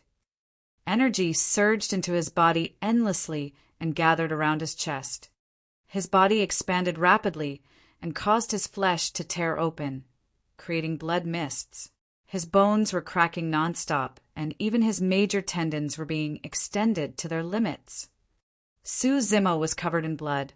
His immensely strong regeneration abilities were healing his injuries repeatedly. Healing after being destroyed, healing after being destroyed. The cycle continued. The aura that was given off by his body was turning increasingly terrifying. The process of his flesh tearing and regenerating was extremely unendurable. Su Zimo was undergoing unimaginable torment. A long time later, finally unable to hold it in, he slouched his spine and opened his mouth, revealing veins that burst forth from his neck as he let out a thunderous roar from the depths of his throat. Roar! It sounded like a dragon and a tiger, spreading through the entire place and shocking the world. Night was the time for birds and beasts to roam and hunt for food, and their roars and cries could be heard everywhere. However, after Su Zimo's roar, all the mountains nearby fell into complete silence. The old immortal crane jolted awake from her thoughts, and her heart skipped a beat. The glabella of the old immortal crane shone, and she released her spirit consciousness swiftly, forming a pitch-black light barrier that isolated Su Zimo's cave abode from the outside world. No one could check on him using their eyes or spirit consciousness. Su Zimo's demonic cultivation must not be revealed yet. Cultivators bore a deep-rooted grudge towards demons, and that was a fact that was difficult to change. If they knew that Su Zimo was undergoing demonic cultivation, the other cultivators of the sect would not be able to accept it. The commotion it would cause would be too great. Many nascent souls and golden cores were alarmed. Thinking that a strong foe had arrived, they came forth from their cave abodes, one after another, despite the fact that their wounds were not fully healed. Gazing over, everyone caught sight of a light barrier and could not see what was going on inside. Leave first and continue healing up. There's nothing important happening here. The old immortal crane's voice rang in everyone's mind. All the ethereal peak cultivators heaved a sigh of relief and returned, albeit with slightly confused gazes. Everyone had heard that roar loud and clear. Even the nascent souls of the sect felt their hearts skip a beat. What demon was that? It sounds terrifying. I don't know, but its background shouldn't be simple. It should have been taken down by Senior Crane. Many cultivators of the sect discussed in hushed whispers as they went their separate ways. They could not see that the cave abode that was within the pitch-black light barrier had already collapsed. In the rumbling dust, a towering figure more than 100 feet tall stood. Unknowingly, Su Zimo's clothes had already been torn apart, revealing defined bronze muscles that shone with a metallic luster. Blood vessels surfaced on his body one after another as the green veins lined the entire place in a terrifying sight, as though snakes were crawling everywhere. This was a body that could be described as perfect. A series of terrifying phantoms surrounded that body, exuding ancient auras. There was a desolate bull that plowed the heavens, a mighty and towering rock bear, a swiveling anaconda, a wild sanguine ape, a rampant divine steed, a cruel hell's tiger, a winged leopard that traversed the winds. The 7 ancient demons that he had cultivated up to this point of the mystic classic of the 12 demon kings of the great wilderness were appearing, bearing their fangs and claws in a frightening, lifelike manner. A round ball of blood was swiveling in Su Zimo's chest, beside his heart, and emitting a rich demonic chi. That was the inner core of the demon race. Inner core formation, success. Chapter 495, Terrifying Physique. Chapter 495, Terrifying Physique. Sensing the 7 ancient demons that were revolving around him, Su Zimo gained a semblance of realization. There were already 7 demon kings up till this point of his cultivation. In other words, 5 more had yet to appear. The limits of his cultivation of the mystic classic of the 12 demon kings of the great wilderness should be when all 12 demon kings appeared. Su Zimo did not know who were the other 5 demon kings. In the mystic classic that Dai Yu left him, the Een Spirit section was a mystery. Given his current cultivation realm, he could not understand it at all. A blood-red inner core swiveled slowly within his chest. Su Zimo could barely contain the joy in his eyes and merely gripped his fists gently. With every single action he took, he could sense the massive power coming from each part of his body that seemed to be able to crush mountains. It was a leaping quality. Su Zimo withdrew a supreme-grade flying sword from his storage bag and injected spirit energy to it. The sword shone brightly with a cold intent. Su Zimo flicked the blade with his finger gently. Buzz! The blade quivered. The clash of his flesh and a supreme-grade flying sword had actually caused the sound of metal clashing to be emitted. circulating his spirit energy fully. The spirit sea in Su Zimo's dantian surged, and 9 spirit meridians appeared. He took a deep breath of air and, with a blazing gaze, struck the supreme grade flying sword heavily against his arm. Clang! The flying sword was repelled. His arm was completely fine. Although Su Zimo had not managed to cultivate a golden core in his immortality cultivation yet, he was at the legendary extreme foundation establishment realm. At full power, his strength was comparable to an early stage golden core. Right now, the sword did not even leave a single mark on his arm. Even the old immortal crane was shocked when she saw that. The most resilient parts of a demon's body were mostly their fangs and claws.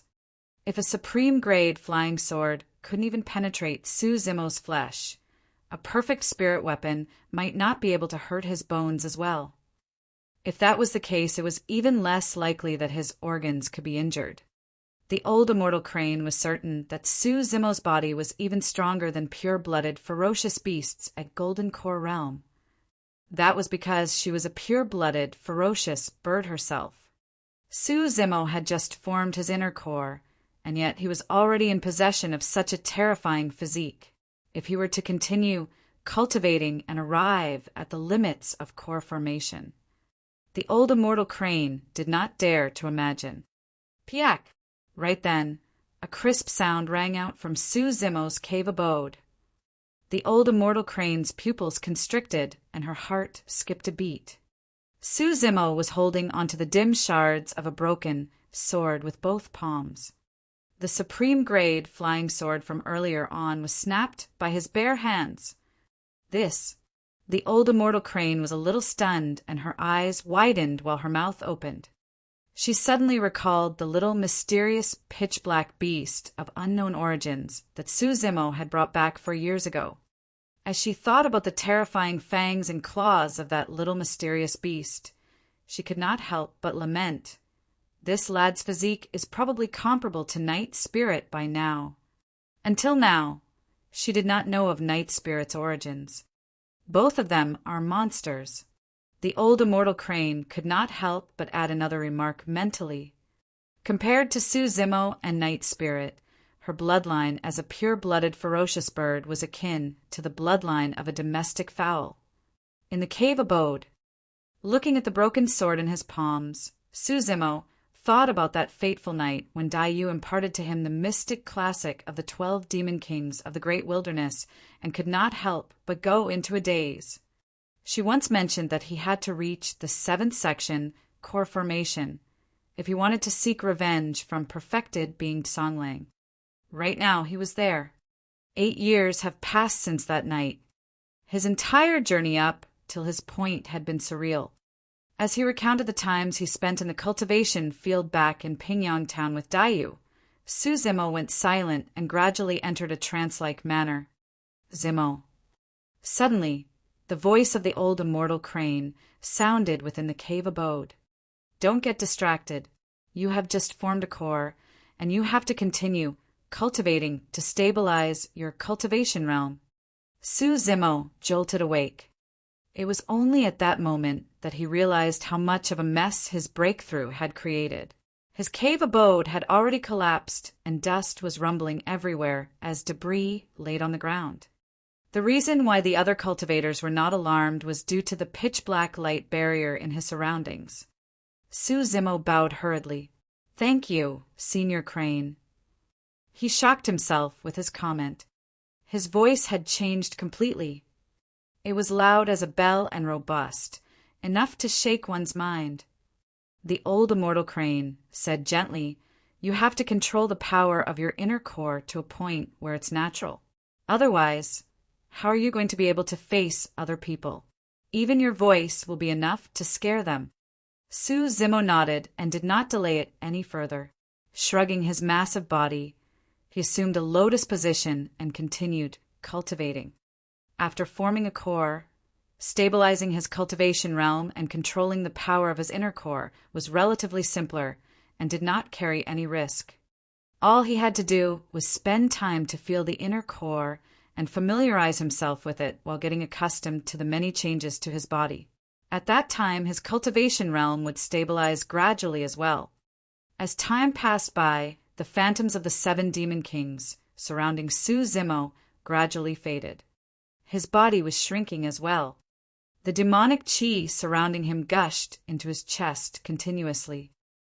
In the blink of an eye, 3 days had passed. Morning, daybreak.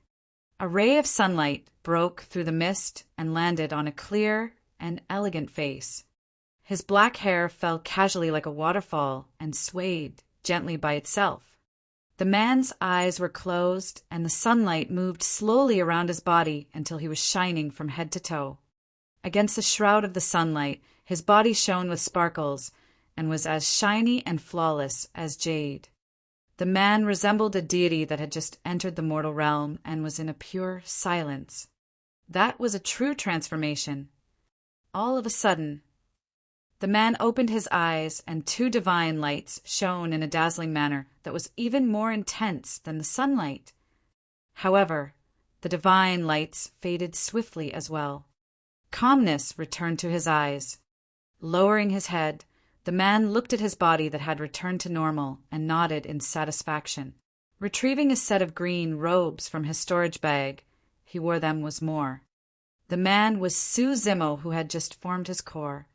Right now, he was already able to master the power of his inner core completely. As long as he did not make use of the power of his inner core, even if he channeled his bloodline, Su Zimo's body would not change in an obvious manner. Before he knew it, the isolating pitch-black light barrier set by the old immortal crane had already disappeared. Su Zimo rose and took a deep breath of air, relishing the freshness of the mountains. His entire body was relaxed, and every single one of his pores seemed to have opened up. His cave abode had already turned into ruins, and he couldn't stay in it any longer. Rising slowly, Su Zimo flew past the ruins and headed outside without a sound. Suddenly, Su Zimo's gaze shifted, and he exclaimed softly, pausing in his tracks subconsciously. Outside the ruins, a young girl sat on the ground hugging her knees. Her features were exquisite, and she had golden hair, but it was messy and had many curls. She had not rested for a long time, and the girl looked extremely fatigued. Leaning on a cold slab of rock beside the entrance of the ruins, the girl was snoozing. Su Zimo pondered and understood what happened. He had created such a huge commotion with his core formation that it must have alarmed many people. Because Nian Qi was worried, she guarded at the entrance and was unwilling to leave. She was dirty all over, and her petite face was filled with specks of dust. However, they could not conceal her moving and peerless features. Chapter 496, Nian Qi's Background. Chapter 496, Nian Qi's Background. Perhaps the sunlight was blinding, or perhaps she sensed something after Su Zimo glared at her for a long time. Nian Qi's eyelids twitched, and she opened her eyes, stirring awake. "Ah!" she exclaimed and blushed slightly when she saw Su Zimo looking at her from nearby with a smile on his face. Nian Qi stood up hurriedly and patted away the dust on her body. Not daring to look at Su Zimo directly, she remarked in a shy manner, "Ah, I fell asleep by accident. How long have you been here?" Su Zimo realized that his voice had already returned to normal and was gentle and warm. 3 days, Nian Qi replied. That warmed Su Zimo's heart. 3 days ago was the moment when he had just formed his inner core and his cave abode had collapsed. Because he had both demonic and immortality cultivation, 3 days without rest was nothing much to him, and he was still energized. However, it was unendurable for a young lady like Nian Qi. Su Zimo said tenderly, "Go back and rest, I'm fine." "Oh." Nian Qi nodded and continued, "Master said that your cave abode is destroyed and asked you to relocate to another one." "Master?" Su Zimo froze for a moment. Nian Qi replied merrily, "Senior Crane has accepted to take me in as her disciple." "That's great." Su Zimo was delighted and nodded, quipping at her. Your seniority in the sect is even higher than mine from now on. The old immortal crane was the most senior and the strongest within the sect. Nian Qi's future accomplishments would be limitless, learning from the old immortal crane directly. Don't worry, young master. My cave abode is right beside yours. Nian Qi explained hurriedly. You can call for me if you require anything from now on. I'll help you do it right away, just like back in Mo's spirit weapon workshop. Su Zimo smiled. From now on, we're sect mates. There's no need for us to get along like before. That won't do. If you hadn't taken me in back then, I wouldn't be here today.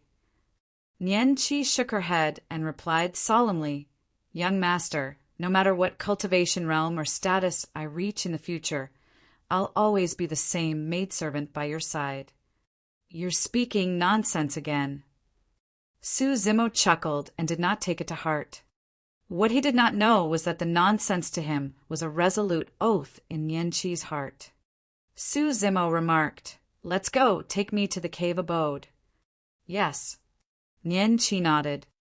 The two of them traveled on their flying swords one after another. Along the way, Su Zimo pondered for a moment and asked in a seemingly casual manner, Did anything big happen during this period of time? Nothing much. Nian Qi thought for a while. There's just many itinerant cultivators that want to join the sect. The royal family of Great Zhou and the other 4 major sects sent cultivators with gifts one after another as well to express goodwill. Now that Ethereal Peak had a Dharma characteristic expert in their midst and had undergone rebirth through nirvana after the flames of war, their rise was only a matter of time. Those changes were naturally within Su Zimo's guess as well.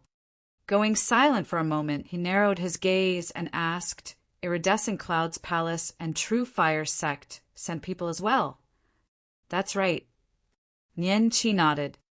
After a brief pause, she continued, Don't worry, young master.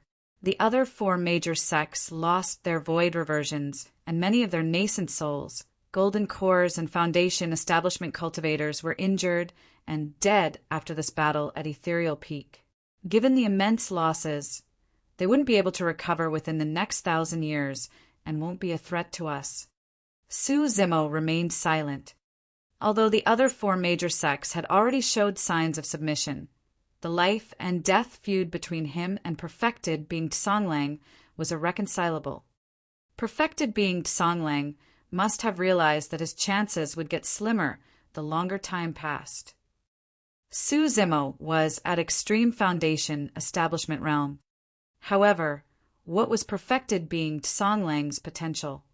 How could he possibly compete with the growth of someone at Extreme Foundation establishment? Before long, the two of them arrived before 2 cave abodes. Nian Qi chuckled. We're here. Mine is the right one, and yours is on the left, young master. All right, go and have a rest. All right, call for me if you need anything, young master.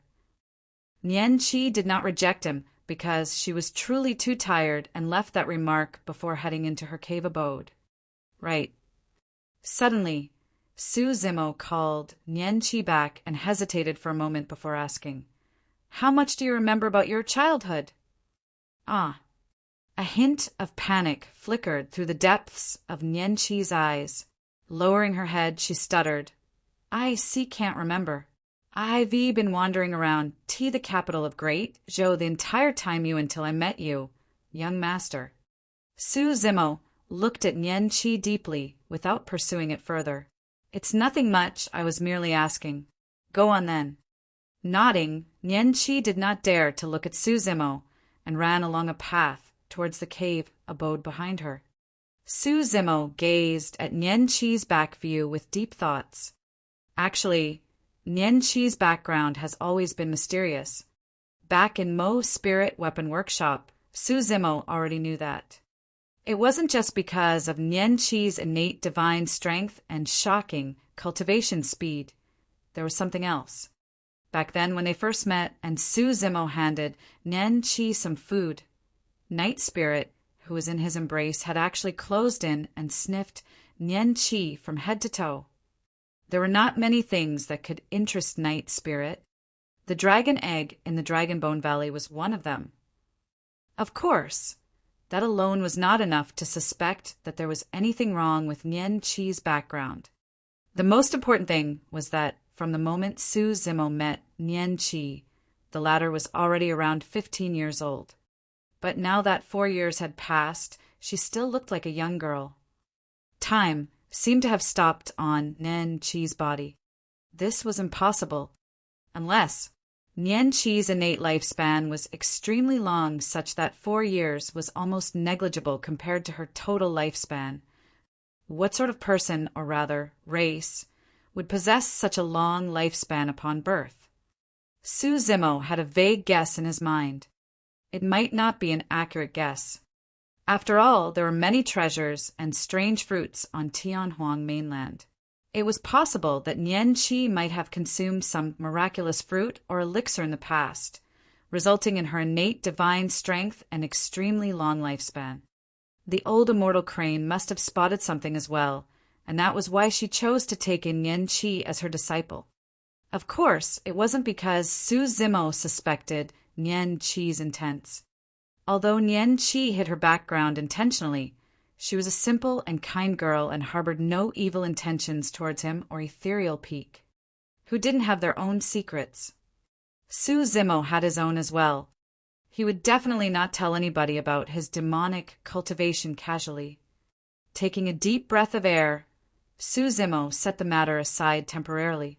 He took a walk around and relaxed himself before returning to his new cave abode. He was prepared to continue to form his golden core. Although he had already cultivated an inner core and his strength had increased exponentially, he did not dare to activate the power of the inner core and kill his enemies in his demon form recklessly. He could only be considered as a true golden core if he entered the golden core realm through his immortality, cultivation.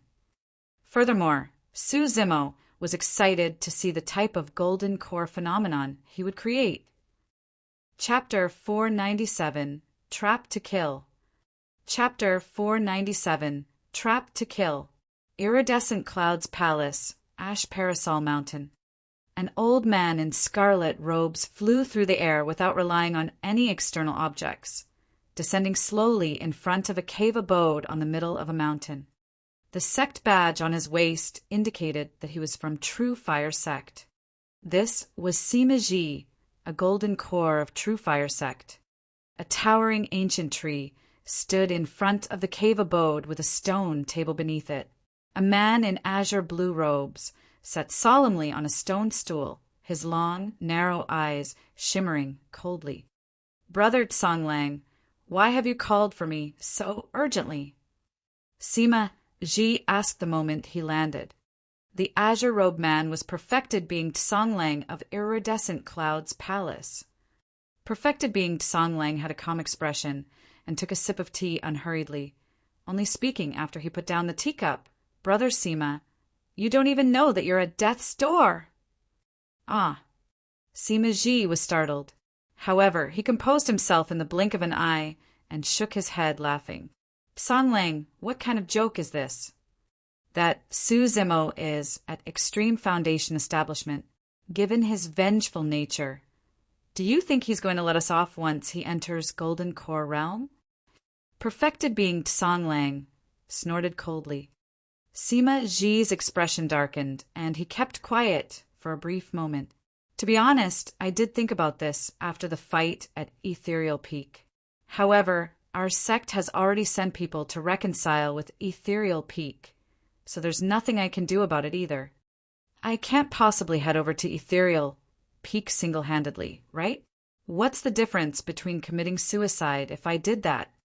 After pausing for a moment, Sima Ji continued, "Furthermore, Sima Ji is at Extreme Foundation Establishment. Whoever lays a hand on him will have to suffer the wrath of Ethereal Peak. Others might have their considerations, but you and I, we're different."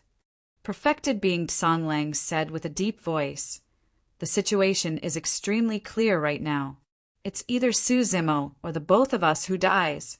We only have a shot at this, and we have to be quick about it. Otherwise, There will be a lot more things to account for once that lad makes a breakthrough to Golden Core Realm.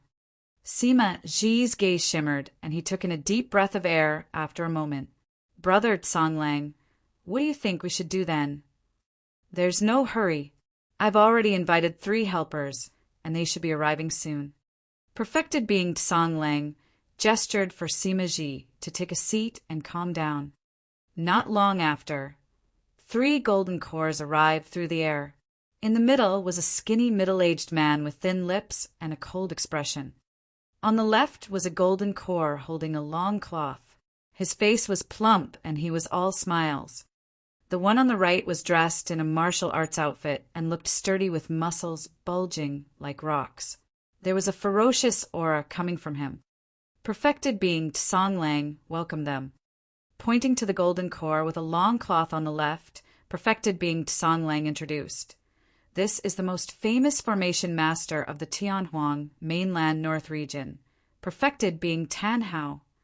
This is fellow Taoist Gao Hu. He's at late-stage golden core and specializes in body tempering. The martial arts man nodded toward Sima Ji. Finally, Perfected being Tsonglang looked towards the skinny man in the middle and smiled. This is the renowned fellow Taoist Liangheng of the north region. At Perfected Golden Core, he entered the intermediate ancient battlefield 80 years ago and contested for the unusual phenomenon ranking. Sima Ji's heart skipped a beat. Within the territory of Great Zhou, there were no sects or factions that had the capabilities to break through the barrier of the intermediate ancient battlefield and send cultivators in. Sima Ji and the others did not have a chance to witness the unusual phenomenon ranking, let alone compete for a spot on it with other cultivators. Liangheng waved it off and pretended to be humble. It's nothing much. After all, I did not manage to obtain a spot on it.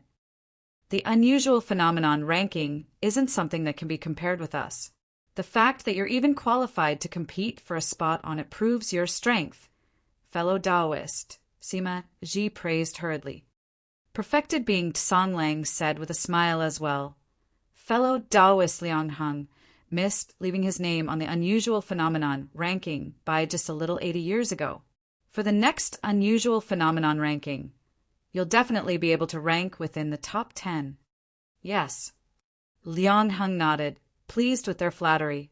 He did not have much ties with Perfected being Tsonglang. The reason he came this time round was mainly because he heard that Su Zimo had a connate spirit weapon.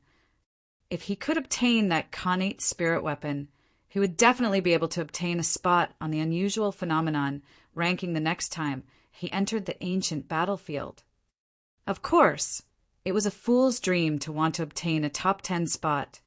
The top 10 of the unusual phenomenon ranking were one more terrifying than the other.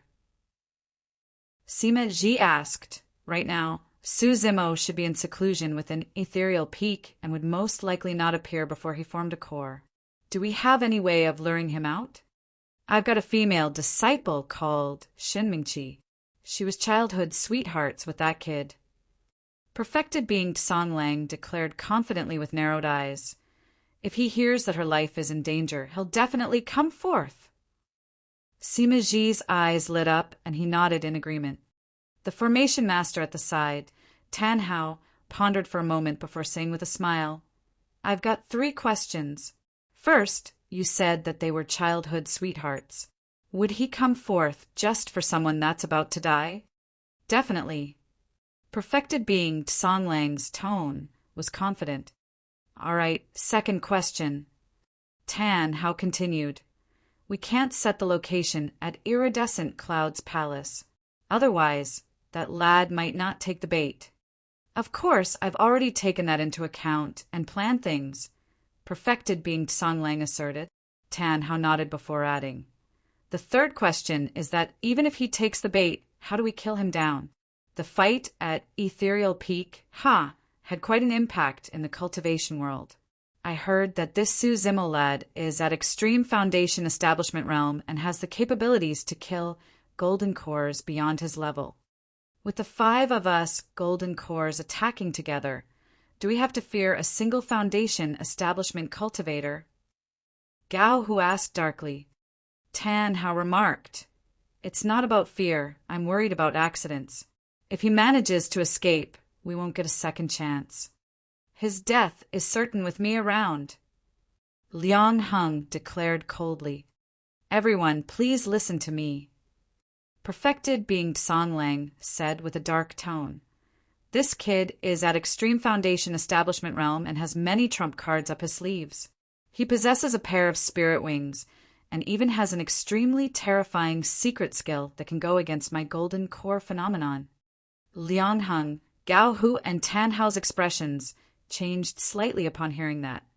The rumors were real.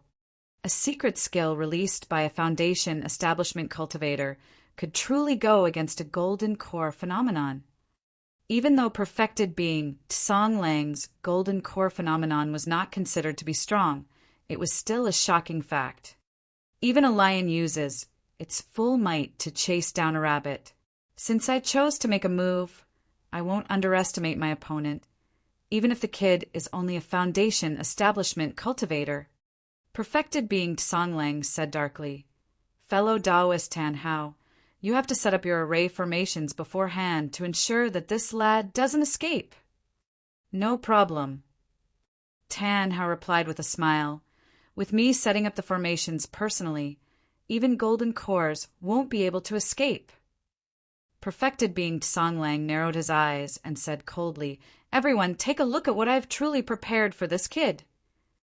With that said, he withdrew a jade bottle from his storage bag. There was a scarlet flower that resembled an orchid in the middle of it, giving off a faint fragrance. The other few golden cores swept their gazes across, and their expressions changed as they retreated one after another. Spirit lock flower. Liang Heng frowned and asked, This fiend flower has already gone extinct in the ancient era. How did you get your hands on it? The spirit lock flower would not cause any direct harm to a cultivator. However, its fragrance had a fiendish power that could lock a cultivator's spirit energy. Even golden cores could not defend against it. The spirit lock flower was one of the most famous fiend flowers of the ancient era. Chapter 498, Paper Crane. Chapter 498, Paper Crane. Perfected being Song Lang gave a smirk and replied darkly, I got my hands on this spirit lock flower from the great Qian ruins. I've only managed to resurrect it after nourishing it for dozens of years. At the mention of great Qian ruins, the expressions of the other four golden cores changed, and they took deep breaths in silence, with wary looks in their eyes. A long time later, Gao Hu said, Fellow Taoist Song Lang, why don't you ask us along the next time you go look for treasures in the great Qian ruins? That way, we can look after one another as well. That's a place that will most likely die in, and I'll never return again. Perfected being Song Lang remarked with a sense of trepidation. The previous time round, I merely took a spin around the outer perimeter of it, and I nearly died there. Tan Hao replied with a bright smile. It seems like you take this Su Zimo guy rather seriously, don't you, fellow Taoist Song Lang? To think that you would be willing to make use of an extinct ancient fiend flower, the spirit lock flower. Isn't it excessive to use the spirit lock flower against a foundation establishment cultivator? Gao Hu asked moodily. The spirit lock flower restricted one's spirit energy, absolutely. Putting away the spirit lock flower, perfected being Song Lang said coldly, I've already said that even a lion uses its full might to chase down a rabbit. I won't allow any mishaps to happen for this attack. Tan Hao nodded. With the spirit lock flower, the kid's greatest trump card, his secret skill which allows him to conjure a divine dragon, is now useless. Furthermore, even if he enters Golden Core Realm, it's useless. With his spirit energy locked, he won't be able to use any techniques as a Golden Core, and with the formation set up outside, he won't be able to escape even if he has wings. True Fire Sec Sima Ji's eyes lit up and he got increasingly excited as he spoke. Wings. Perfected being Song Lang sneered. Don't forget, he won't even be able to use Ethereal Peak's secret skill. ethereal wings, with his spirit energy locked. He can only stand on the ground and look up to us. Gao Hu grinned. In that case, all we have to do is stand in midair, and that kid won't be able to hurt us no matter how many tricks he has up his sleeves or how strong his body is. On the other hand, all of us can just attack him as we want to. That's right. That's great. The 5 of them exchanged glances and laughed with relaxed expressions. Let's discuss how we want to distribute his treasures after killing him first, lest we get into needless arguments later on, Liang Heng remarked indifferently. Don't worry, we'll go with our initial agreement. Perfected being Songlang said with a deep voice, we'll give that kid's dragon conjuring secret skill and connate spirit weapon to fellow Taoist Liang Heng. His body tempering technique will be for fellow Taoist Gao Hu. His sword formation techniques will be for fellow Taoist Tan Hao. As for his weapon refinement techniques, they will be for Brother Sima. Lastly, we'll divide the remaining spirit stones, elixirs, and spirit weapons he has equally among the 5 of us. That's good. Liang Heng and the other 4 nodded delightfully. Gao, who was a body-tempered warrior to begin with, and the thing that attracted him the most was Su Zimo's body-tempering technique. Everyone got what they wanted. Just as everyone was about to leave, Sima Ji frowned and asked, I heard that this female disciple of yours disobeyed your orders previously and did not partake in the battle against Ethereal Peak. Are you sure she's going to help us this time round to go against her ex-lover? Since they're childhood sweethearts, he will definitely be familiar with her handwriting. If you forge something out, there will definitely be flaws. Tan Hao was calm. Humph. Perfected being Song Lang harumphed coldly with a glum expression. She won't get to decide this time round. Sima Ji and the others felt their hearts skip a beat. From the murderous look on perfected being Song Lang's face, it seems like he was going to sacrifice his disciple in order to kill Su Zimo. That traitor will cause trouble for me sooner or later if I continue to keep her by my side. Perfected being Song Lang narrowed his thin eyes and declared frostily, coincidentally, she's about to form her core Fufu. It isn't that easy for anyone to enter Golden Core realm, and of course, it couldn't be any more natural if an accident happened during the process of it. A month later, Ethereal Peak. Su Zimo was in a lotus position in his cave abode. His palms rested on both his knees and faced up while his eyes were in a seemingly closed state as he breathed steadily. From head to toe, he exuded an extremely serene intent, akin to an immortal. A long time later, Su Zimo opened his eyes and took a long breath, waking up from his meditation. I still can't do it. Su Zimo shook his head.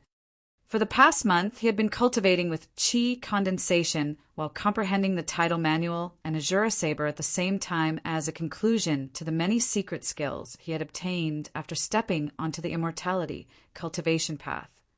Although he had to form cores for both his demonic and immortality cultivation, they were starkly different.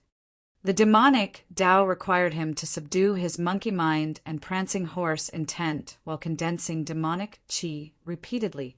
At that point, things would come together naturally and he could form his inner core. However, the immortal Tao required more of comprehension and understanding.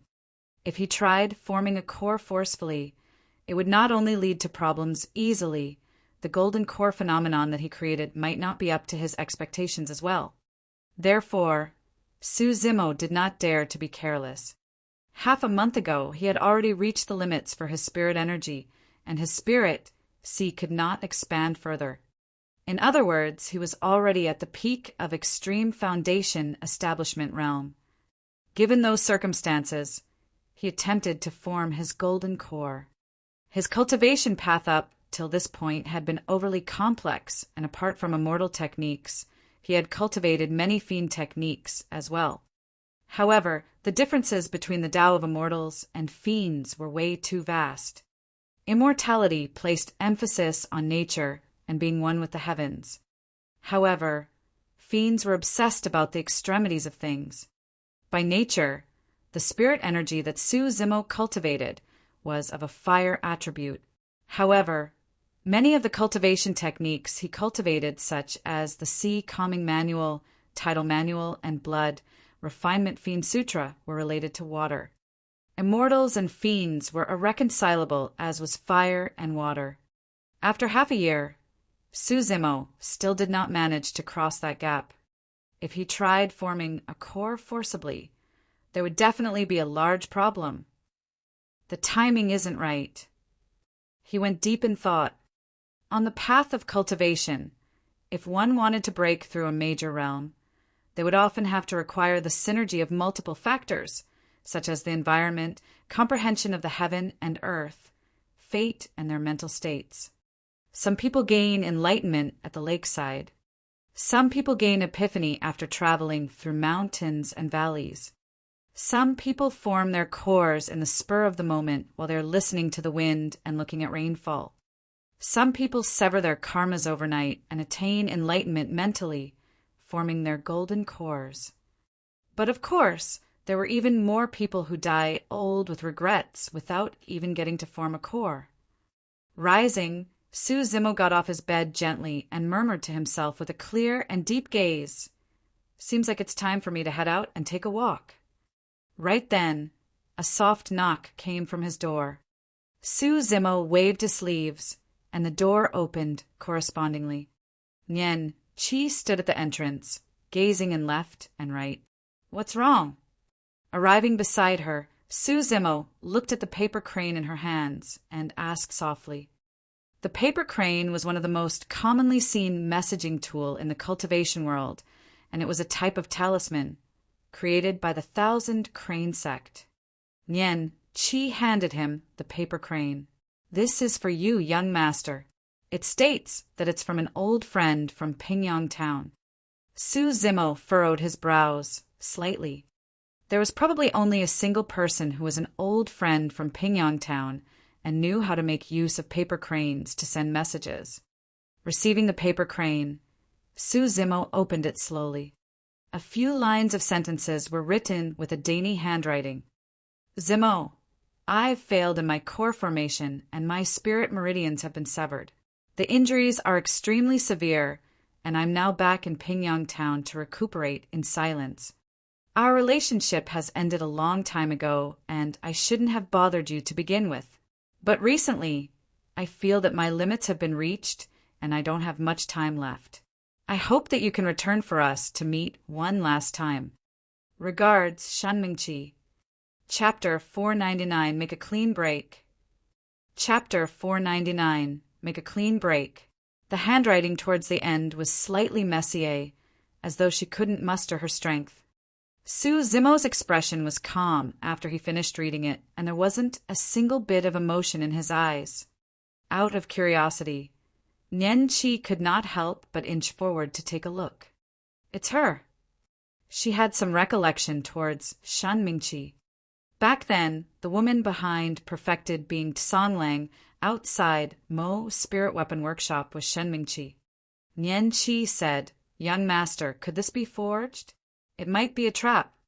The handwriting is hers." Su Zimo said before sneering, "However, there's definitely a trap."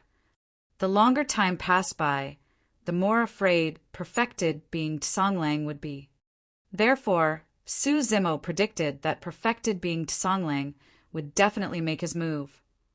However, there was no chance for Perfected being Tsonglang to do anything if Su Zimo remained in Ethereal Peak. Therefore, no matter what kind of message it was, whether it was at Pingyang Town or anywhere else, Perfected being Tsonglang only had a single motive: to lure him away from Ethereal Peak. When Nian Qi saw that Su Zimo was calm and did not lose his cool, she felt relieved. However, immediately after, Su Zimo's next sentence alarmed Nian Qi. "I'm going to leave the peak." "Ah." Nian Qi frowned and asked, "Young master, you're going to continue despite knowing that it's a trap?" "That's right." Su Zimo smiled and gazed into the distance. A breeze blew over, and his black hair swayed gently. As if he was reminiscing, Su Zimo looked a little emotional and murmured, It's just nice that they're all around. It's time to make a clean break and settle all the grievances of the past. However, the other party is prepared and must have set up an impenetrable trap for you, young master. Nian Qi had a worried expression as she analyzed calmly. You're not at Golden Core realm yet, young master. There's truly no need for you to take the risk. Don't worry. If the situation doesn't seem right, I'll retreat first. Su Zimo smiled slightly. Furthermore, I haven't been getting much progress recently in my attempts in core formation. Continuing that way isn't going to be helpful, and I've been meaning to head out as well. Before Nian Qi could persuade him further, Su Zimo already rode on his flying sword and turned into a streak of light, tearing through the void. 10 days later, Pingyang Town night. It was dead, quiet on the streets, without anyone around. Within a room in a mansion not far away from the Shen family, everything was pitch black. All of a sudden, in the darkness, a pair of eyes lit up and a skinny figure appeared faintly. The person's ears twitched before whispering, "Someone's here!" Immediately after, a hushed voice sounded from the side. "Brother Liangheng, you're indeed impressively strong. We didn't even detect anyone at all." As he spoke, another few pairs of eyes lit up in the room as a couple more figures appeared one after another. It was Perfected being Tsang Lang's group of 5. Before long, the sound of clothes fluttering through the air arrived at an extremely fast speed. The sound of it definitely indicated that the person was headed for Pingyang Town. The 5 of them exchanged glances, and their killing intent surfaced. Perfected being Tsang Lang went to a window and peered outside through a slit. Before long, a green-robed figure arrived above the Shin residence. His robes were fluttering as he stepped on a flying sword, standing upright in the air with a calm expression. Perfected being Tsang Lang could not help but smirk when he saw that. He took the bait. Turning around, he nodded to Liangheng and the other 3. "Are we going to make a move now?" Gao, who rubbed his palms with a murderous look, he was raring to go. "Let's wait a little more. There's no hurry." Perfected being Tsang Lang was extremely calm and whispered, "Let's observe further to see if the kid has any expert on his heels. Otherwise, we might be the ones falling into a trap." "That's right." Sima Ji nodded. "Expert? What expert?" Liangheng sneered.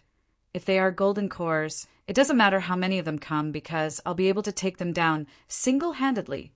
As for nascent souls, do you guys think that any nascent souls would be so free as to accompany this lad for such a long distance, just so he could meet his ex-lover?"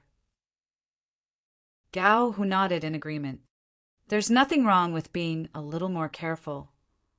Perfected being Tsang Lang added with a slight frown.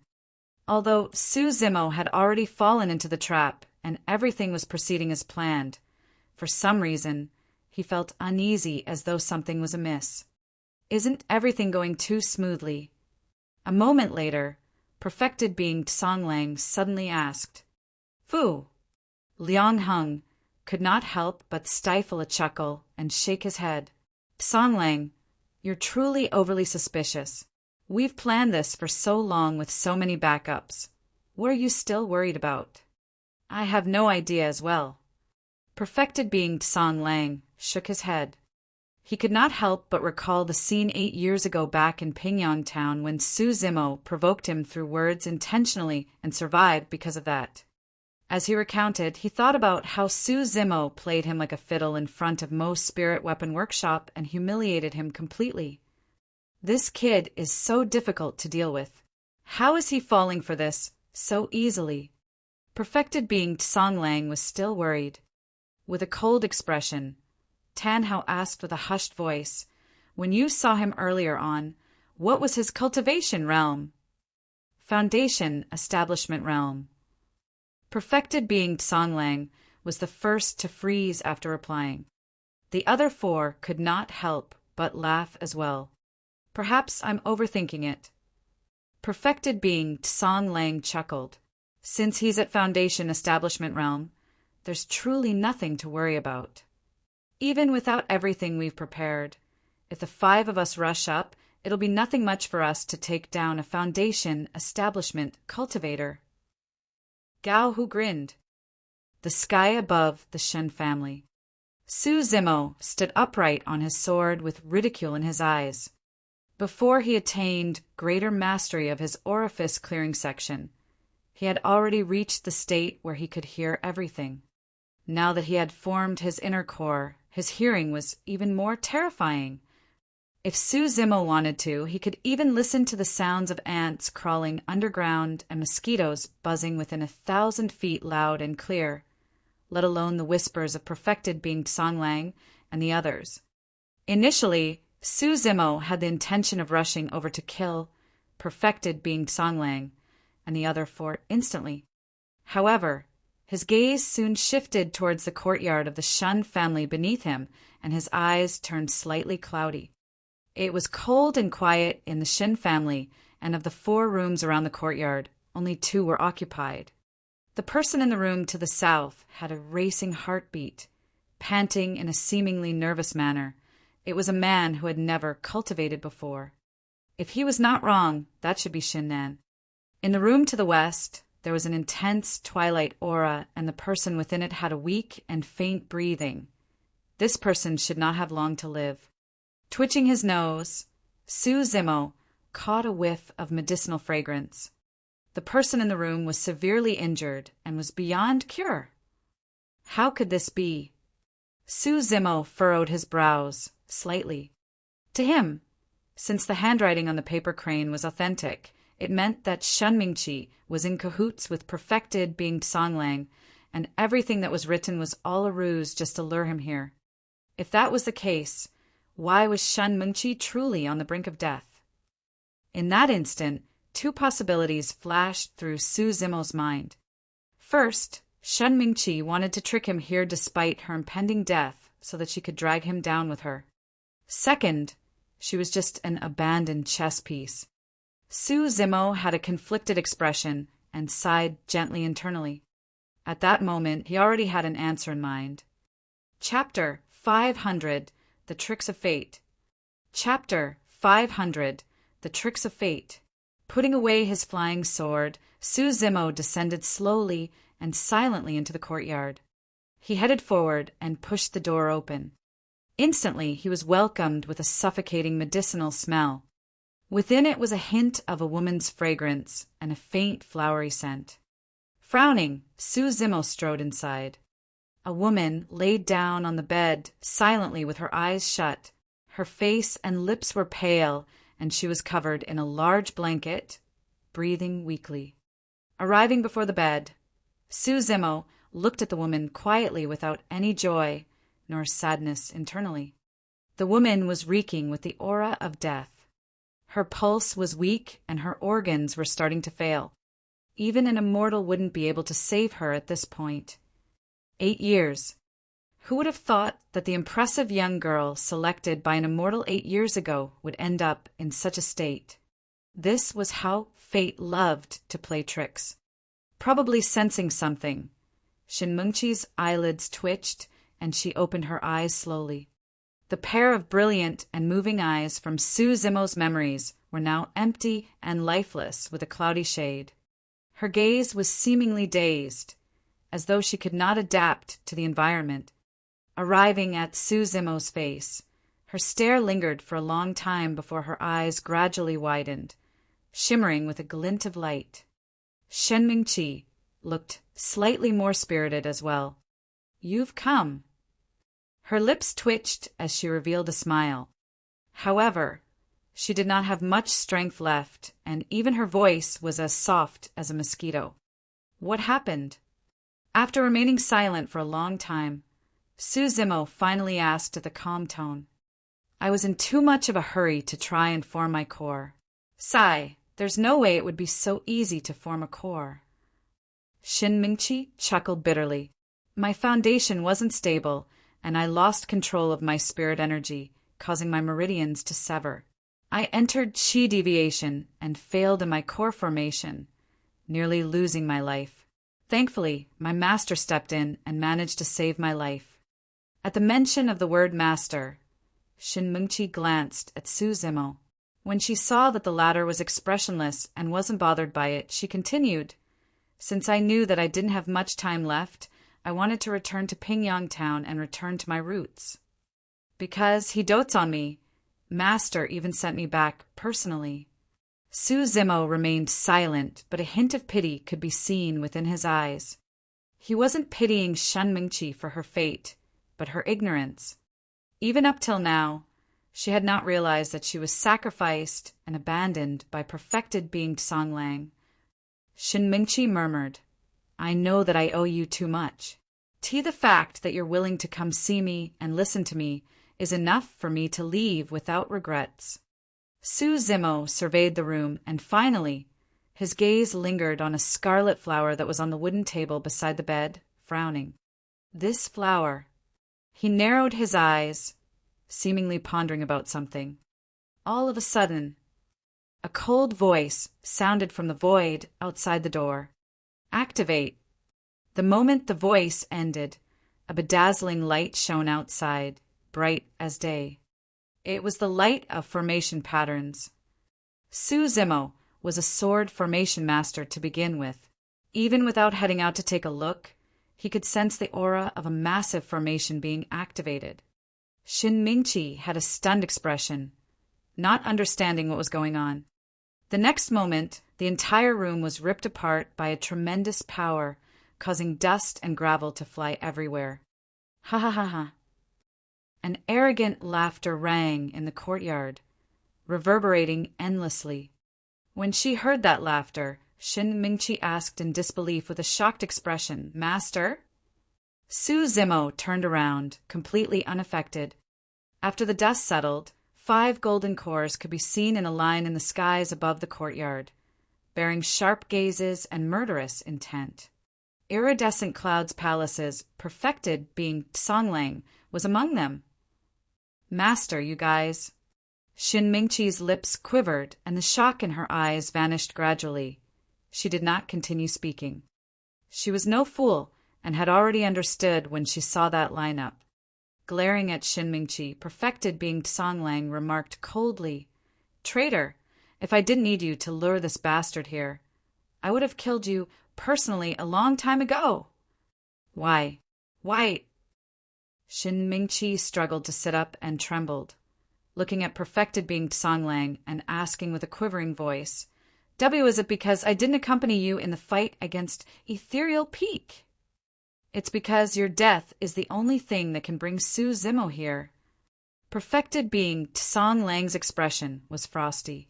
"Additionally, today I'll let you understand how you die as well. As a 5 Meridian Foundation establishment cultivator, you had a high chance of succeeding in your core formation. Yet you failed." At that point, Shin Mingqi's mouth opened slightly as she shook her head repeatedly, as though she could tell that something terrifying was coming. Smiling sinisterly, perfected being Songlang said, "Do you remember the elixir I gave you before you entered seclusion?" Indeed, that elixir does help in circulating spirit energy and aiding one in core formation. However, I've added some extra ingredients into that elixir. Ha ha ha. Shin Mingqi spat out a mouthful of blood, and her face was frighteningly pale.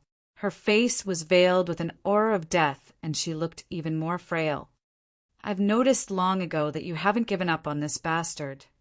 Perfected being Songlang continued, "Indeed, you're a good disciple of mine and didn't let me down. After I sent you back, you could not wait to send a paper crane message to Ethereal Peak.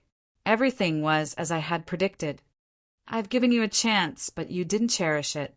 Stupid lass, the only thing awaiting you if you go against me is death. Since I can take you onto the path of immortality cultivation, I can naturally destroy you as well. 8 years.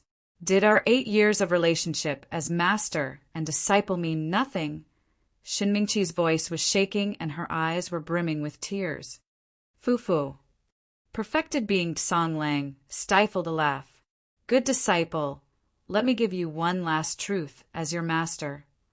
There's no such thing as a relationship in the cultivation world. In my eyes, you're nothing but a chess piece. Steaming tears rolled down as she sobbed silently. By now, Shen Mingqi could no longer feel the pain coming from her body. All she felt was a gutting wrench of her heart, as though she was about to faint as her limbs went cold. Every single sentence from Perfected being Song Lang struck her already injured body relentlessly like arrows. Shifting his gaze, Perfected being Song Lang looked at Su Zimo and asked with a slight frown, "Su Zimo, you don't seem to be surprised." Sima Ji stroked his beard and laughed smugly. "You don't have to fake your composure. I'm sure you must be frightened to death by now, right? Do you think that the 5 of you along with this lousy array formation is enough to scare me?" Su Zimo smiled as well. In the ancient battlefield, he was in a much deadlier situation going against the paragons of the immortal, Buddhist, and fiend sects alongside their sealers. Rubbish. He truly doesn't know his limits. Liang Heng, Gao Hu, and the others yelled, exuding their might as golden cores to suppress Su Zimo endlessly. "Su Zimo, I'm even using an ancient fiend flower just to set this trap and kill you." Perfected being Song Lang said coldly, "I'm sure you've already realized by now that your spirit energy has been locked. Your death today is certain." Chapter 501. All of you will have to die. Chapter 501. All of you will have to die. Actually, not long after he entered Shinmingqi's room, Su Zimo had already realized that his spirit energy was being restricted and he could not circulate it. However, it was already too late for him to leave by then. The power of the spirit lock flower was domineering indeed. At Extreme Foundation Establishment Realm, Su Zimo's spirit energy was rich, and the structure of his spirit sea was far superior compared to other Foundation establishment cultivators as well. With a single thought, the seas would howl, and there would even be massive waves created within his dantian. But now, there was a mysterious fog shrouding his spirit sea. The waters were dead without any movement. Perfected being Song Lang sneered, "With your spirit energy locked, all your trump cards, such as the Dragon Conjuring Secret Skill and Ethereal Wings, are useless." Sima Ji was smug and burst into laughter. "I heard that you've got a strong physique and bloodline, but what's the use of that? You can only run on the ground without being able to touch our clothes even. Ha ha ha. I'm Tan Hao, a formation master." Waving the long cloth he was holding, Tan Hao commented with a smile, "This is merely a trap formation and is extremely common. It can trap golden cores for up to 5 days with ease. As for Foundation establishment cultivators, Fufu, I don't know, a year? 10 years? Or perhaps 30? Gao Hu beamed and revealed a menacing smile, declaring loudly, "Kid, don't be afraid. I heard that you're strong in melee combat. I'll head over soon and play along with you." Thud. Unknowingly, Shinmingqi had struggled to get out of bed, and she knelt in the direction of Perfected being Song Lang, begging miserable, "Master, I'm someone that's about to die. The only wish I have is for you to let him off, please." Shinmingqi's expression was dismal as she kowtowed to Perfected being Song Lang, as her jade-white forehead smashed against the ice-cold ground time and again. It was stained red before long. The 5 golden cores were indifferent and unmoved. "Let him off."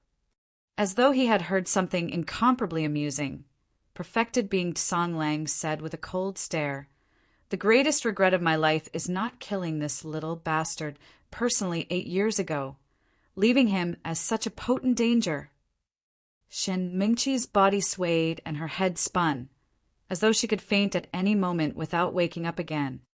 All of a sudden, a firm palm held her by the arm, pulling her up from the muddy ground.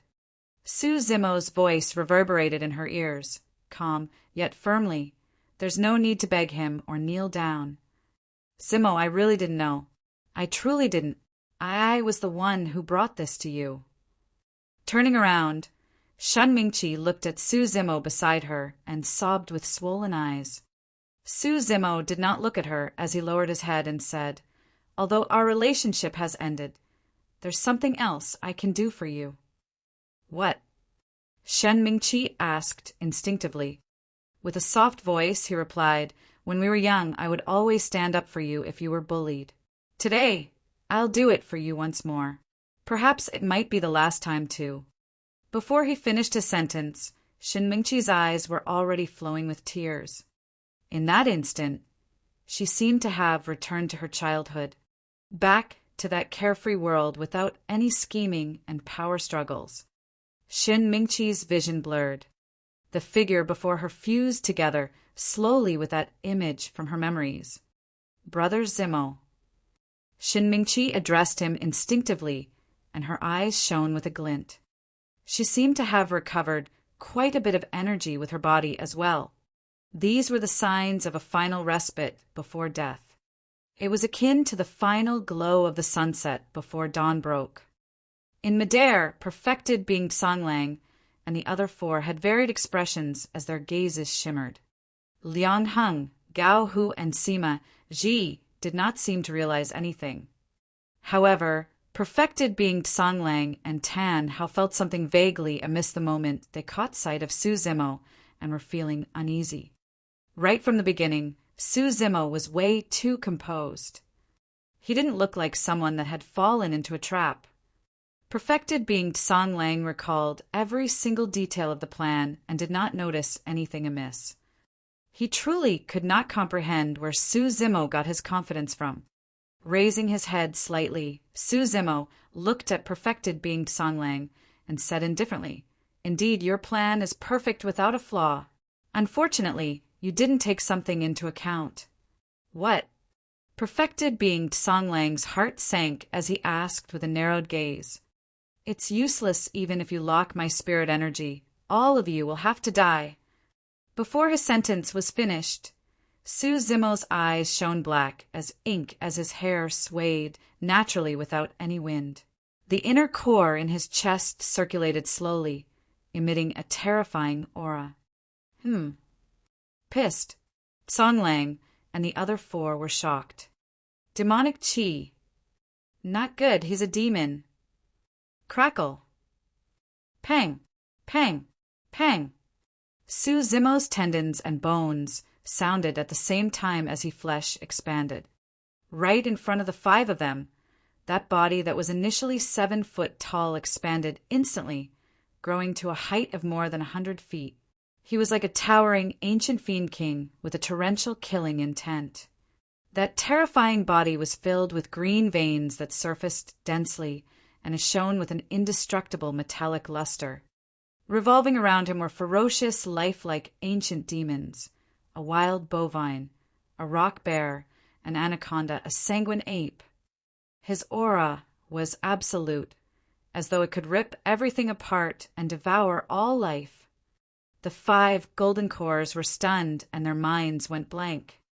Even with his current cultivation realm and his experience in the intermediate ancient battlefield challenging people on the phenomenon ranking, Liang Heng was startled momentarily.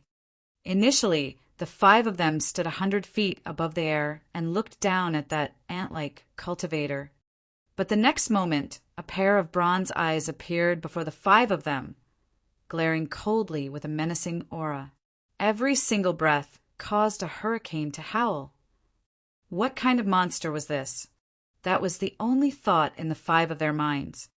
Before they could react, that monster before them grinned and revealed 2 rows of sinisterly sparkling teeth.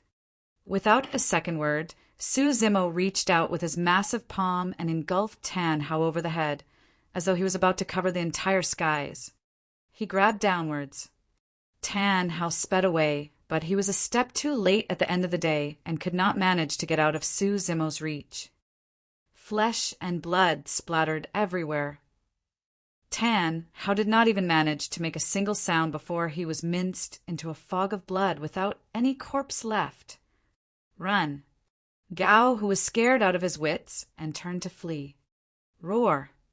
Su Zimo was right behind Gao Hu and took a deep breath, puffing his chest. Immediately after, he opened his mouth and let out a deafening roar.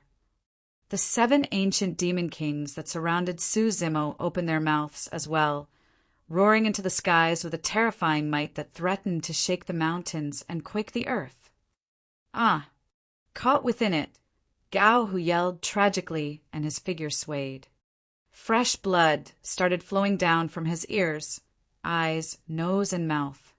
His face was covered with bloodied lines and his features contorted, causing his eyeballs to bulge out as he fell from the air, no longer breathing. He was roared to death. A golden core was roared to death, just like that. That single roar contained the terrifying power of an inner core. Furthermore, Su Zimo was not the only one roaring. With the help of the 7 demon kings, his roar rippled through the heavens and engulfed everything within thousands of kilometers. Chapter 502, Heavenly Essence Swords. Chapter 502, Heavenly Essence Swords. Although the spirit lock flower restricted the spirit energy in Su Zimo's dantian, it could not contain the inner core in his chest. The inner cores cultivated by demons had nothing to do with spirit chi. Their cores were formed after they cultivated their bodies, refined their bones and tendons, swapped their blood and their marrow, tempered their organs, and cleared their orifices. In the blink of an eye, 2 golden cores were dead. Against Su Zimo in his demon form, the 2 of them were defenseless and could not even survive through a single breath.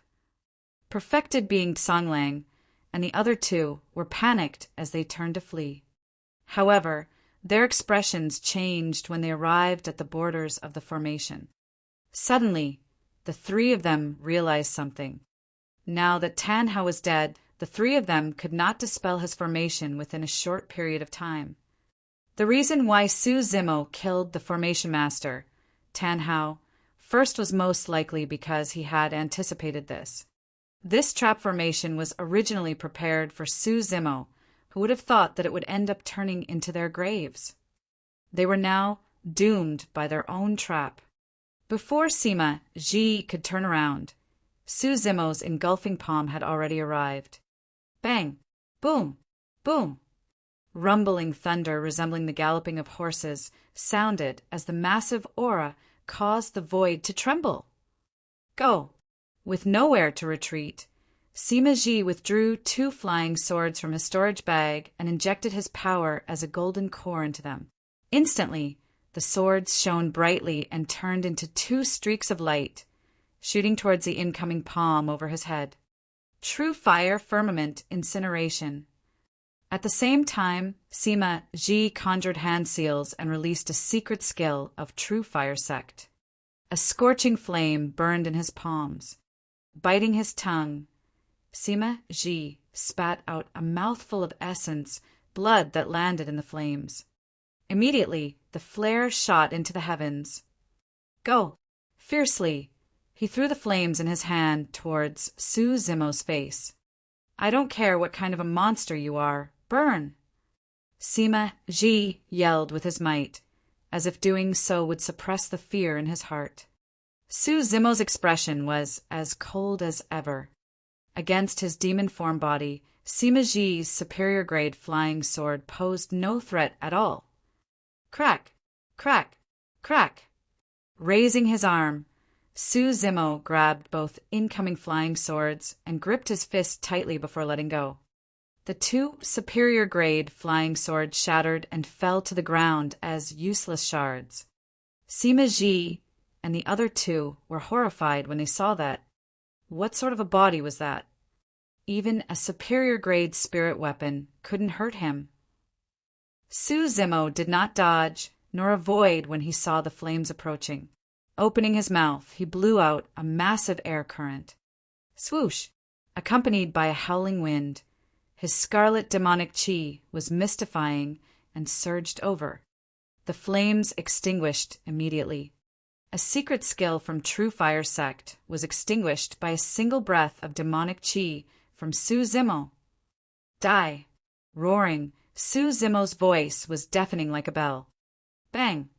A single palm landed and Sima Ji's body was torn into pieces. He died on the spot. Don't panic. Seeing that he had nowhere to run, Liang Heng calmed down rapidly and said with a dark voice, Song Lang, this mess was created by you. Right now, the both of us only have a single way out, and that is to kill this bastard. Let's join forces. Perfected being Song Lang grit his teeth and gulped. If you've got any trump cards up your sleeves, now isn't the time to continue hiding them. Give it your all. A look of conviction flashed through Liang Heng's eyes as he swiped his storage bag and withdrew a shiny silver metal chain. Go! Hollering, Liang Heng threw the silver metal chain at Su Zimo's head. Circling down, it restricted Su Zimo's body and tightened repeatedly. His scarlet, demonic chi seemed to be suppressed by the bindings of the silver metal chain and faded gradually. The phantoms of the 7 ancient demon kings surrounding Su Zimo flickered for a moment as well, showing signs of dissipating. Perfected being Song Lang was delighted upon seeing that and could not help but praise. Amazing methods, Brother Liang Heng! Liang Heng heaved a sigh of relief and declared proudly as well, This was a treasure I obtained in the intermediate ancient battlefield 80 years ago. Although it's just a supreme-grade spirit weapon, it's an imitation of the ancient emperor weapon, the demon binding lock, and is especially effective against demons. Even a pure-blooded ferocious beast will have to bow down and submit obediently if it was trapped by this. Su Zimo exerted his strength to try and break free from the silver metal chain. However, as though it was agitated, the silver metal chain bound him even more tightly and even dug into his flesh. Su Zimo's expression changed. Liang Heng sneered, Little bastard. Even though this is an imitation of the demon binding lock, it inherited the latter's powers as well. The more you struggle, the tighter the lock will contract. I'll advise you not to make things difficult for yourself.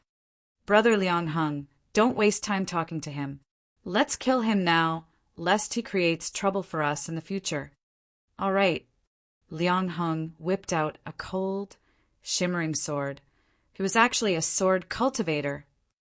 Perfected being Song Lang summoned the supreme-grade flying sword in his hands as well, prepared to control it to slice down at Su Zimo's head. Ha ha ha ha. Suddenly, Su Zimo reared his head and laughed with a feral gaze. Do you think that a lousy imitation chain is able to trap me? Splash! The blood chi within Su Zimo surged and his inner core churned fanatically, causing endless scarlet demonic chi to be released. The phantoms of the 7 ancient demon kings stabilized again, and their eyes lit up one after another, as though they were just awakened with spirit. Break it! Roaring into the skies, Su Zimo's flesh expanded once more, and his power of blood chi and inner core reached their limits. Instantly, the silver metal chain started buzzing. Liang Heng's expression changed starkly. Before he could react, there was a bang. The silver metal chain broke into dark pieces against Su Zimo's supreme demonic strength and turned into a pile of scrap metal. Die!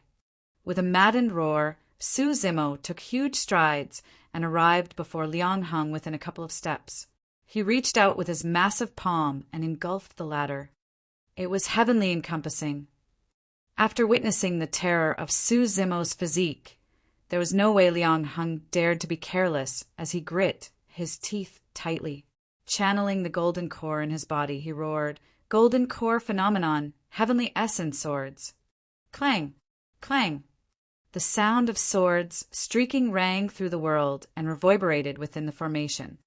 Behind Liang Heng, a massive cyclone made up of incomparably sharp swords howled over, connecting heaven and earth like a divine dragon sucking water. Before the heavenly essence swords arrived, Su Zimo already felt his skin being torn slightly. Golden core phenomenons were the strongest methods available for golden cores. When cultivators form their cores, and their golden cores were of a certain quality, they would start harmonizing with the spirit chi in their surroundings and form phenomenons. The greater the quality of one's golden core, The deeper their understanding of the Tao of the core and the more spirit meridians they had, the stronger the golden core phenomenon created. Humans were innately weak in a qi condensation and foundation establishment realm. Apart from some of the strong body-tempered cultivators, most other cultivators would be dead if they were closed in by demon beasts. However, after they formed their cores, cultivators would have a chance of cultivating golden core phenomenons, and that would make up for their disadvantage. If they were able to release their golden core phenomenons in time during a fight, it would be difficult for demons to go against the might of the phenomenons. Not only that, if the golden core phenomenons were strong enough, they could easily take down ancient remnant beasts or even pure-blooded ferocious beasts. For golden cores, such as the top 10 of the phenomenon ranking, even pure-blooded ferocious beasts would have to avoid crossing their paths. Chapter 503, Snapped Wings. Chapter 503, Snapped Wings. Liang Heng's golden core phenomenon, heavenly essence swords, was clearly much stronger than any other golden core phenomenons that Su Zimo had encountered. If this was before he had formed his inner core, even if he used all his trump cards such as the ancient Dragonification Manual and other secret skills, Su Zimo might not be able to handle a golden core phenomenon as such. But now that his inner core was formed, Su Zimo had nothing to fear. There was no one else who understood the might of the mystic classic of the 12 demon kings of the great wilderness better than him. When he attained lesser mastery of the orifice clearing section, he was already able to suppress most other cultivators of the same cultivation realm. At greater mastery of the orifice clearing section, he was almost invincible in the ancient battlefield. Right now, he had formed his core. Su Zimo believed that although he had only just created his inner core, given the transformations he experienced from the mystic classic of the 12 demon kings of the great wilderness, he was certain that he could kill most of the golden cores. Clang! Clang!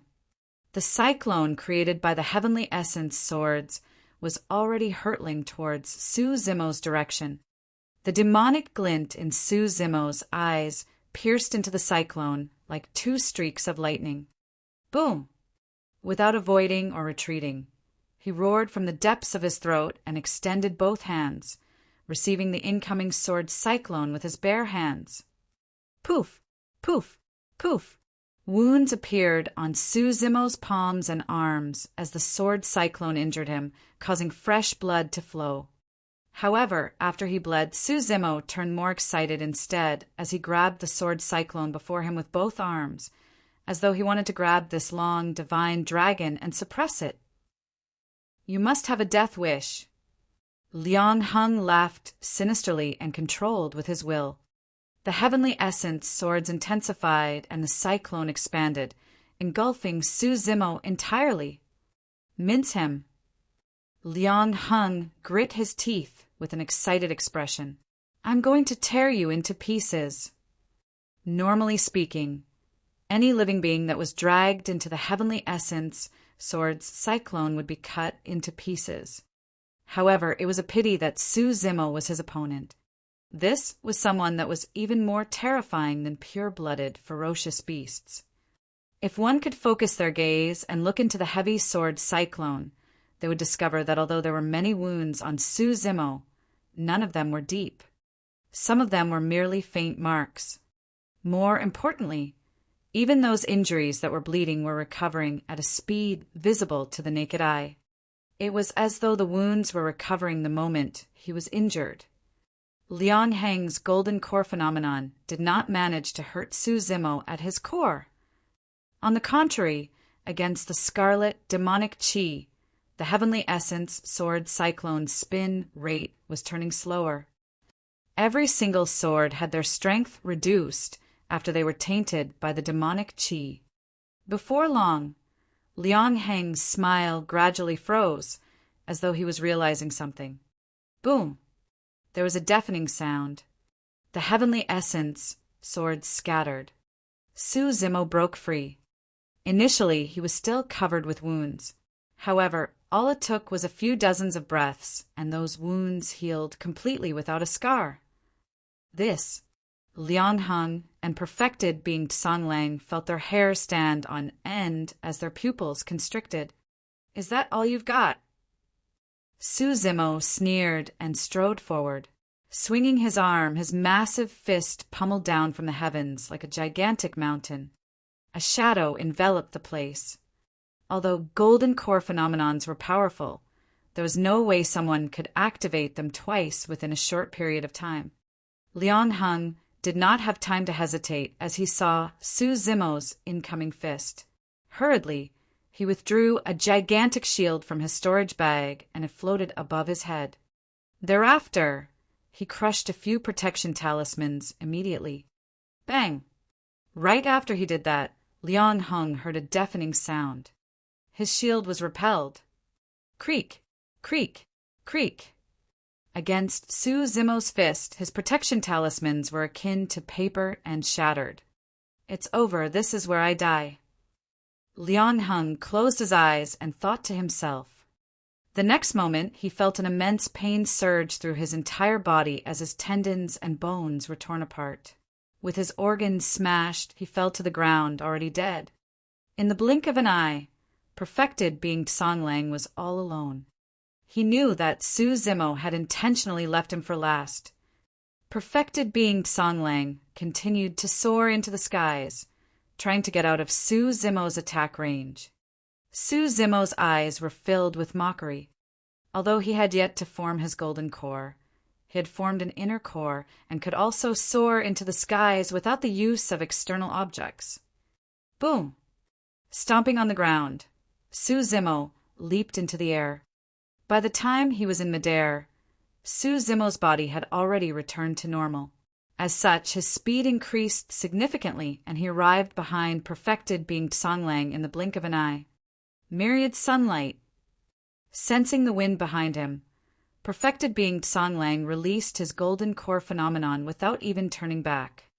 The blue skies were suddenly filled with immensely breathtaking sunlight that spread everything in a blinding manner. Unfortunately, Su Zimo was unaffected because of his immensely powerful vision. Sneering, he threw out a punch. Compared to Liang Heng's golden core phenomenon, perfected being Songlang's myriad sunlight was significantly weaker. Boom! With his body and terrifying demonic strength alone, Su Zimo took the golden core phenomenon head-on and shattered the myriad sunlight. He was overwhelming everything with brute force. Poof! Perfected being Songlang's figure staggered, and he spat out a large mouthful of blood. That punch did not merely shatter his golden core phenomenon. The aftershock of the punch even followed through with the sunlight and struck him, causing his organs to shift position right away. Knowing that escape was almost impossible, perfected being Songlang turned around suddenly. He did not give up against the incoming Su Zimo and channeled his flying sword, piercing it toward Su Zimo's direction. Sure. The flying sword streaked through the air and arrived instantly. Without even blinking, Su Zimo extended his bare hands and grabbed the incoming flying sword directly. Gripping both ends of the flying sword, he snapped with force. Piak! The flying sword shattered.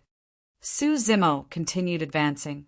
Tossing the flying sword in his hands to the ground casually, he arrived before perfected being Songlang in the blink of an eye.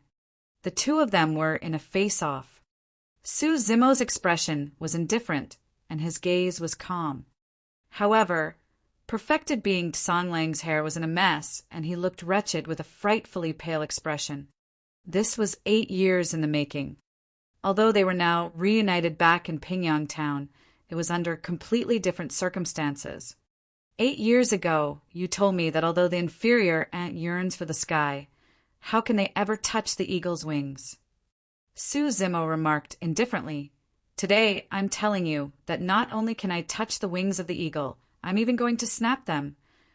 Before he finished his sentence, Su Zimo reached out for perfected being Songlang's throat.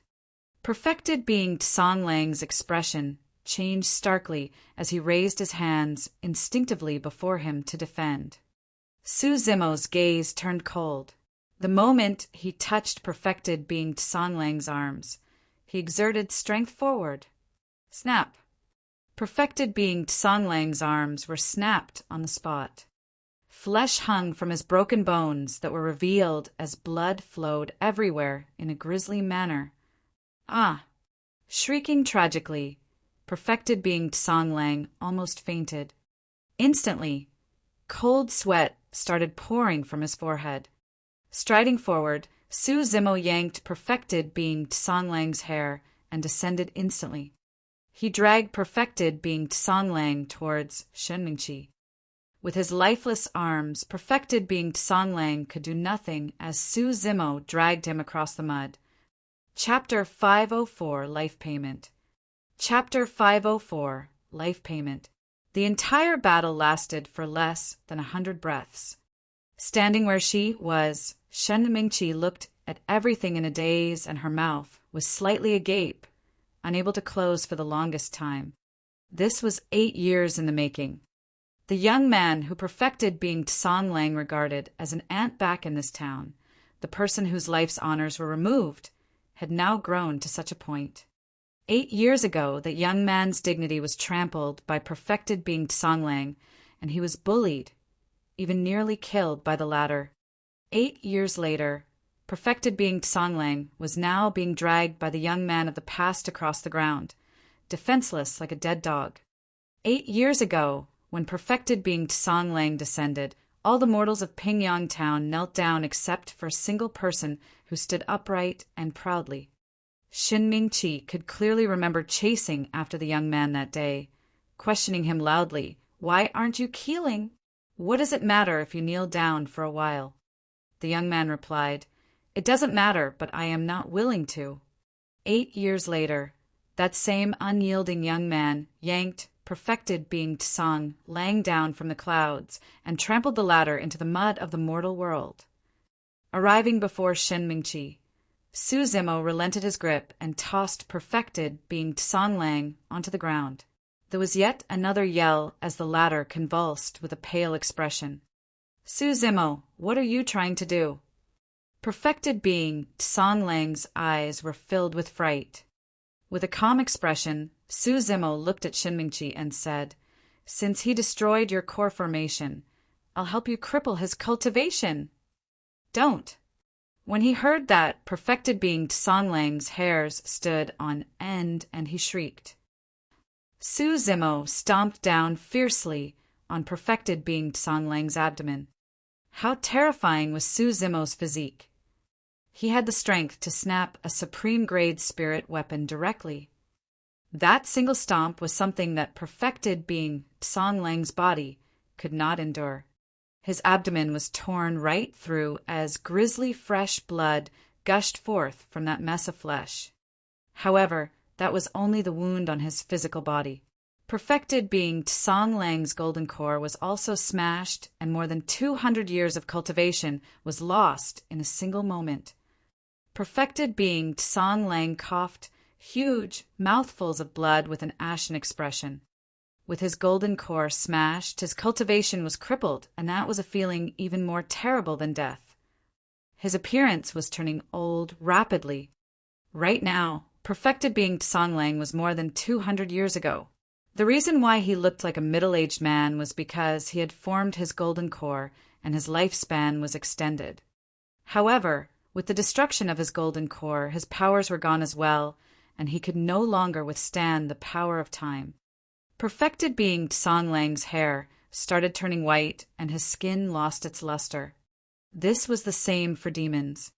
After demons form cores, their lifetime's cultivations would be stored within their inner cores.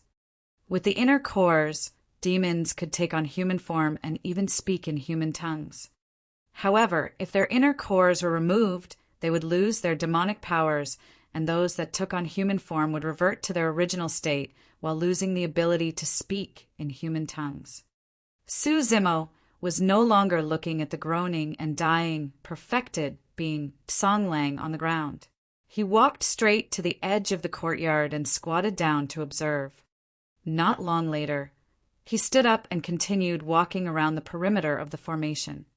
From time to time, he would stop and step down gently. When he left, there would be a footprint at where he stood, surrounded by web-like cracks.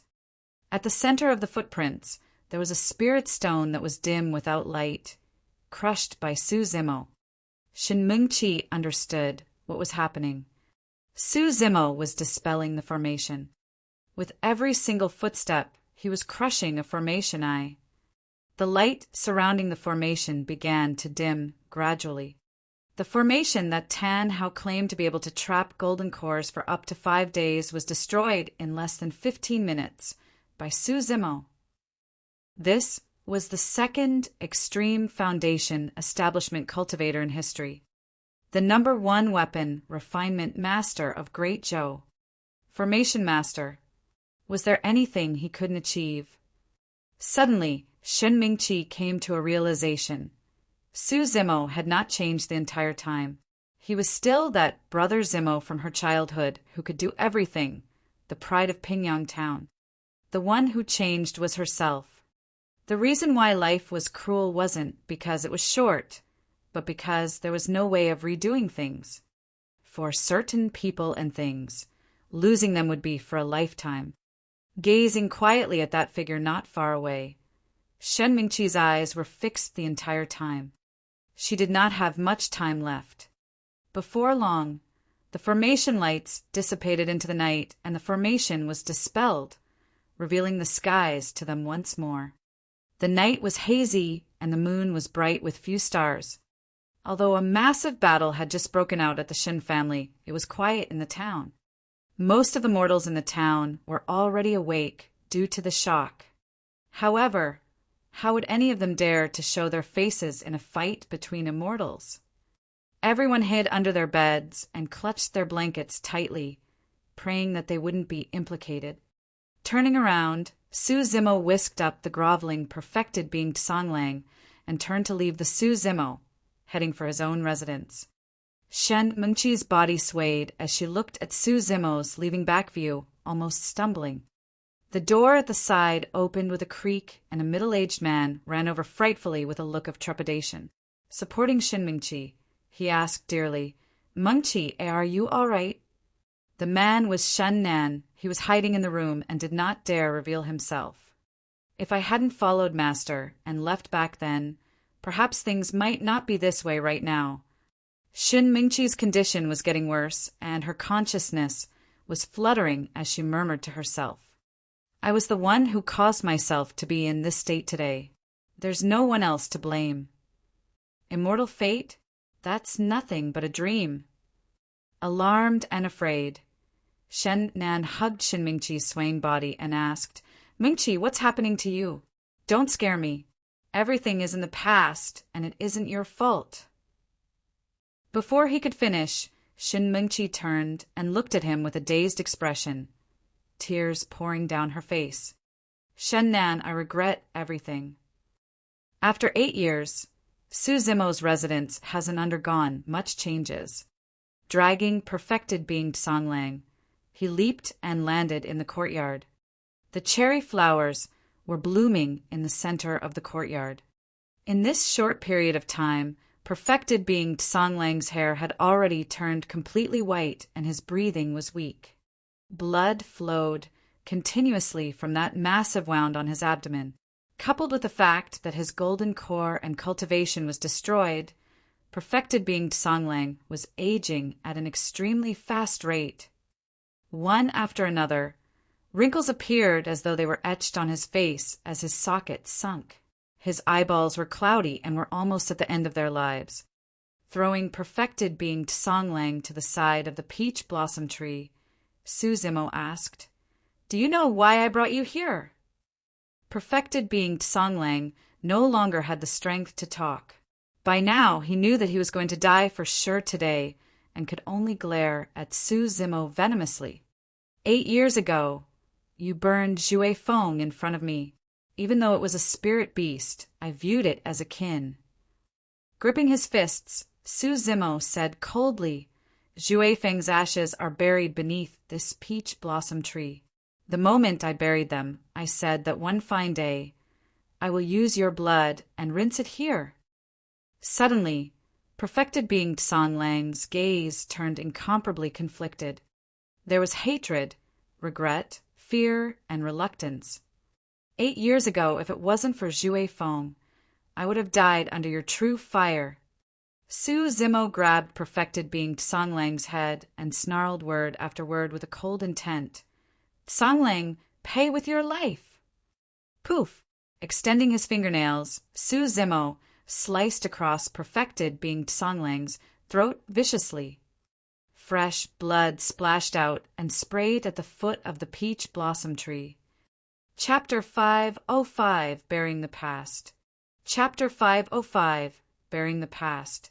The Shen family's courtyard was in a mess. Standing where she was, Shen Mingqi's expression turned increasingly terrible. There was a dark aura of death shrouding her as her consciousness faded in and out. She could collapse at any moment. Xin Nan was supporting her carefully by the side, watching everything unfold helplessly. Initially, he hoped that he and his family clan would be able to flourish instantly by relying on the fact that his younger sister had joined an immortal sect. However, all of his hopes were dashed right now. Yet, there was no disappointment in Xin Nan's heart. At this very moment, the only thing he wished was for his sister to survive. Even if they had to return to their ordinary lives in the past, it would be better than him being left all alone. Xin Nan asked softly, "Do you want to lie down and rest?" Shin Mingqi shook her head gently and stood where she was obstinately. She struggled to open her eyes and watch the entrance, as though she was waiting for something. She knew that if she were to lie down now, there was a chance she wouldn't get up again. The night darkened gradually. Finally, a familiar figure appeared at the entrance. Green robes, black hair, and a set of elegant features. That person had once accompanied her through countless warm and happy times. Now, he had returned to send her off for her final journey. Shin Mingqi said softly, "Take me there." After a long silence, Su Zimo replied, "All right." Waving his robes, he brought along Shin Mingqi, who was not far away, and soared into the skies, disappearing into the night above the skies of Pingyang town. Before long, the two of them descended in a small valley. Spring was blossoming right now, and all life was flourishing. Against the hazy night skies, sprouts and leaves could be seen swaying gently. There was even the sound of spring water trickling peacefully in the valley. Such a scenery was nothing much in the cultivation world. Major sects would typically look for places with rich spirit qi to set up their bases, such as places flourishing with flora, places with vast clouds and skies, places with towering waterfalls, places with billowing smoke, or places with rainbows. Those were places that mortals could not reach. There was naturally no way this valley could compare to the beauty of those. However, it had an advantage in how realistic it was, with gentle breezes, the chirps of birds and insects, as well as the trickling sounds of water. In the clamor of the mortal world, filled with strife, this was considered as a rare paradise that was serene and beautiful. The two of them discovered this place by accident when they were young and regarded as a paradise hidden from the world. This was a place that belonged to the two of them, and they never discussed it with anyone else. Apart from the time when Su Zimo went to study, this was the place where both of them visited the most.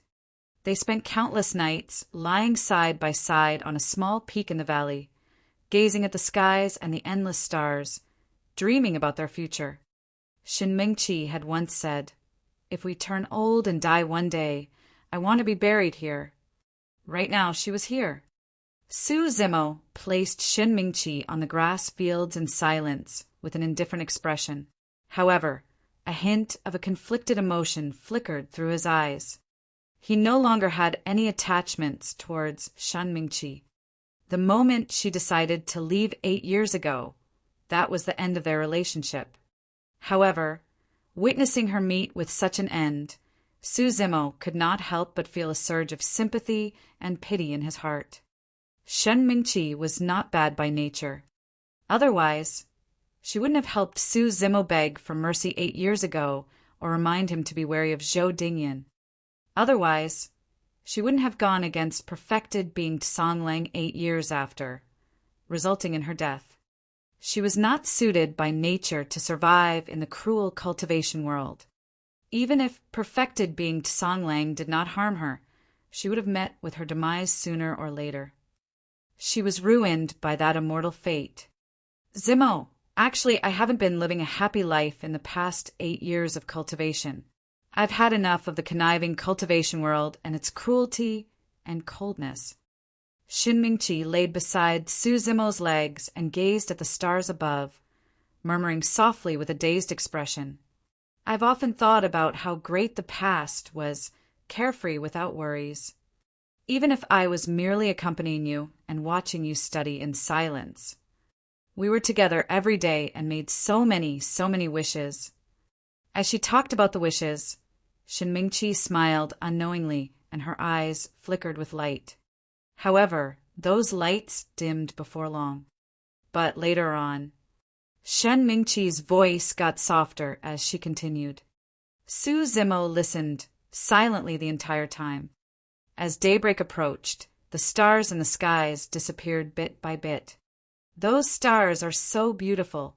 Unfortunately, I won't be able to see them again. Slowly, Shen Mingqi closed her eyes. They never opened again. The power of the spirit lock flower was gone by now. Channeling spirit energy, he swept his sleeves. A human-shaped grave appeared on the ground, and although mud and dust flew everywhere, none of it touched Shen Mingqi. Su Zimo placed Shen Mingqi into the grave. Just as he was about to fill the grave back with mud, he paused. His face was slightly lowered, and his gaze was calm. He did not move at all, remaining silent. He stood there quietly. A long time later, a ray of sunlight purged away the remnant darkness of the night. Within the grave, Shin Mingqi was like a young girl in a peaceful, deep sleep. She seemed like she was one with the valley. Under the ray of sunlight, 2 streams of tears flowed down from the corners of the girl's eyes. The tears were clear and transparent, reflecting a figure in green robes. The tears fell along with the figure they reflected, buried together with this young girl in this valley for all eternity. Finally, Su Zimo took a deep breath and waved his sleeves, burying the grave. He turned around. Not far away, Shen Nan stood with tears streaming down his face, bearing a look of misery. From this day forth, he no longer had any kin in this world. Initially, Shin Nan's heart was filled with fear toward Su Zimo. At that moment, he had lost all sense of reasoning as he yelled at Su Zimo. What did she do wrongly? What reason was there for her to reject the opportunity of an immortal ascension presented to her? Who could reject it? Why did things end up as such? Why? Shin Nan bawled and screamed from the depths of his heart in a frenzied manner. At that moment, he even wished that Su Zimo could kill him so that he wouldn't have to endure such misery anymore. Walking towards the outside of the valley, Su Zimo paused for a brief moment when he passed by Shen Nan and said softly she wasn't wrong. It was fate that was wrong. Shin Nan froze for a moment before stumbling to sit down weakly. Su Zimo left and disappeared before long. Upon returning to Pingyang town, Su Zimo walked along the long street and looked at his familiar surroundings. Suddenly, a surge of emotions gushed through his heart. Everything began here. Because of an immortal fate, Su Zimo, Shen Mingqi, and perfected being Songlang's fates were changed. 8 years later, everything ended here. It was as though everything was predestined. It was until now that Su Zimo was certain that he had truly let go of Shin Mingqi and the past. He had no resentment, hatred, sadness, or joy. The past between the both of them was buried within that valley. All the grievances of the past had been stuck in Su Zimo's mind like a rock and settled down for 8 years. Now, everything was finally gone completely, crushed into dust. In a single night, he severed his fate from the past and ended his karma, attaining clarity in his mind. The spirit sea within his dantian surged and formed massive waves. Su Zimo could sense that the opportunity for him to enter the Golden Core realm had arrived. Chapter 506, Forming the Golden Core. Chapter 506, Forming the Golden Core. Su Zimo put away the storage bags of Liang Heng and the others. Although Tsonglang and the others were golden cores before their death, they were now dead and their bodies were weak. Conjuring a demon fire from his fingertip, Su Zimo burned all 5 corpses into ashes in the blink of an eye, leaving no trace behind. After settling that, Su Zimo returned to his residence. He wanted to make his breakthrough in this courtyard. Opportunities were required for breakthroughs of major cultivation realms. It was a mysterious feeling in one's mental state, similar to adrenaline rush. At that moment, if Su Zimo were to take a long journey back to Ethereal Peak, he could very likely lose out on the timing of that precious opportunity. Furthermore, he truly could not think of a more meaningful place than here to conduct his breakthrough. 8 years ago, in this unseemly courtyard, beneath that peach blossom tree that was blossoming right now, Su Zimo cultivated the mystic classic of the 12 demon kings of the great wilderness and comprehended the Tao overnight, entering the path of cultivation. In his heart, this place was more meaningful than any paradise out there. Forming a core was no small feat, and one must not be disturbed at all. Not daring to be careless, Su Zimo started setting up a formation. Without resting at all, he set up multiple formations around his residence.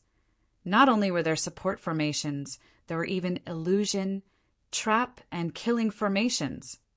One after another, the formations were interlinked. 3 days later, the formations were fully set up. Activate! Su Zimo shouted softly, and a bedazzling luminescence lit up around the vicinity of the residence as countless mysterious formation patterns surfaced. An illusion formation was set up at the outermost perimeter. It created an illusory residence that seemed no different from before on the outside and would not attract any attention. However, in reality, there were runes concentrated within the illusion formation that shone bright as day within. Arriving beneath the peach blossom tree, Su Zimo assumed a lotus position and closed his eyes to rest. He had worked tirelessly for the past 3 days to set up such a huge formation and had expended a lot of energy as well. Su Zimo had to adjust himself to his best condition. A long time later, he gradually stabilized and slapped his storage bag, causing millions of superior-grade spirit stones to spill out and form small mountains. Thanks to the Mo Spirit Weapon Workshop, Su Zimo had managed to earn a large amount of spirit stones in the capital of Great Zhou, and they sufficed for him to attempt core formation. Boom! Massive waves surged within his Dantian's spirit sea. Divine light shone everywhere as his spirit chi surged into the air. Through the mounds of spirit stones, endless spirit chi entered Su Zimo's body continuously. 9 spirit meridians appeared and flickered, akin to 9 long rivers that surged relentlessly before converging into his Dantian's spirit sea. The spirit sea was akin to a bottomless pit, sucking the incoming spirit energy relentlessly and forming a gigantic vortex with a terrifying might that spun and shrank nonstop. Core formation was the most important divergent point in one's cultivation path. Be it immortality or demonic cultivation, they had to cross this gap. From chi condensation to foundation establishment and finally to golden core, cultivators undergo the process of training their chi, liquefying it, and eventually condensing it into a core. From gas to liquid and finally solid, every single transformation was a leap in quality. From that, it could be seen that the foundation of the golden core was still spirit chi. However, it was merely built from a continuous and gradual transformation. Almost all the cultivators understood what the process was like. It was a never-ending process of extraction, condensation, and compression. Along with time, one could turn the initial spirit chi into a solid golden core and complete the transformation. However, throughout history, There were many cultivators, and yet less than 1 in 10,000 are able to form a core. What was the reason for that? Why were there still people failing despite the ease and clarity of the entire process? It was a simple logic to understand. The rise in quality of spirit chi, along with one's cultivation, would naturally lead to an increase in strength. However, why was one's lifespan extended for hundreds of years after a core was formed? In reality, the reason for that was the true secret behind core formation, to understand life. If one wanted to form a core, they had to understand the true meaning behind the Tao of a core. That was the only way for them to break free from the constraints of heaven and earth and extend their lifespans. The reason for the extension in lifespan was because of a new level of deep understanding. The wisdom that Buddhists often speak of refers to the comprehension of the Tao and enlightenment, allowing one to transcend life and death, turning into a saintly being. It was a sort of comprehension at a new level and referred to supreme wisdom. What was the truth behind the golden core? There were two sides to everything. It was the same for life. A still rock wasn't alive, and neither was a running river. The most primal and natural state of life was only manifested through a combination of stillness and movement. The existence of life was activity. Motions are a way of representing life, while stillness was a method for nourishing life. In truth, the formation of a golden core was a process born out of nothing by instilling stillness into motion. To begin with, spirit chi did not exist within one's body. However, after years of cultivation for a strain of spirit chi to appear, it could then gradually grow stronger and turn into a liquid form which could course through the 8 meridians with firm strength. Eventually, it would flow into the sea and return to the dantian, forming a silent and still golden core. Things would happen naturally and logically. At that moment, life would undergo an unprecedented change in quality. By interweaving motion and stillness to condense a golden core and nourish life, one's lifespan could be extended. To begin with, life was something that was produced out of nothing. Eventually, it would enter an eternal slumber after its vibrancy, producing something out of nothing, entering stillness after motion.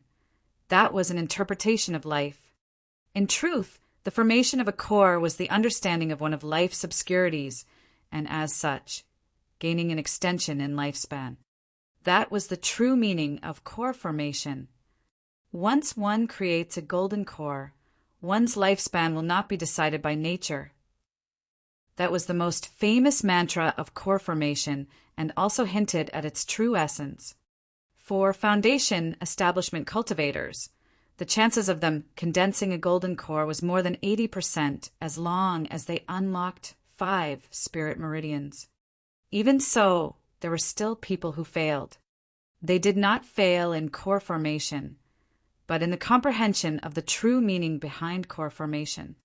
Throughout history, generations and generations of seniors and predecessors passed down their personal experiences of breaking through to the golden core realm.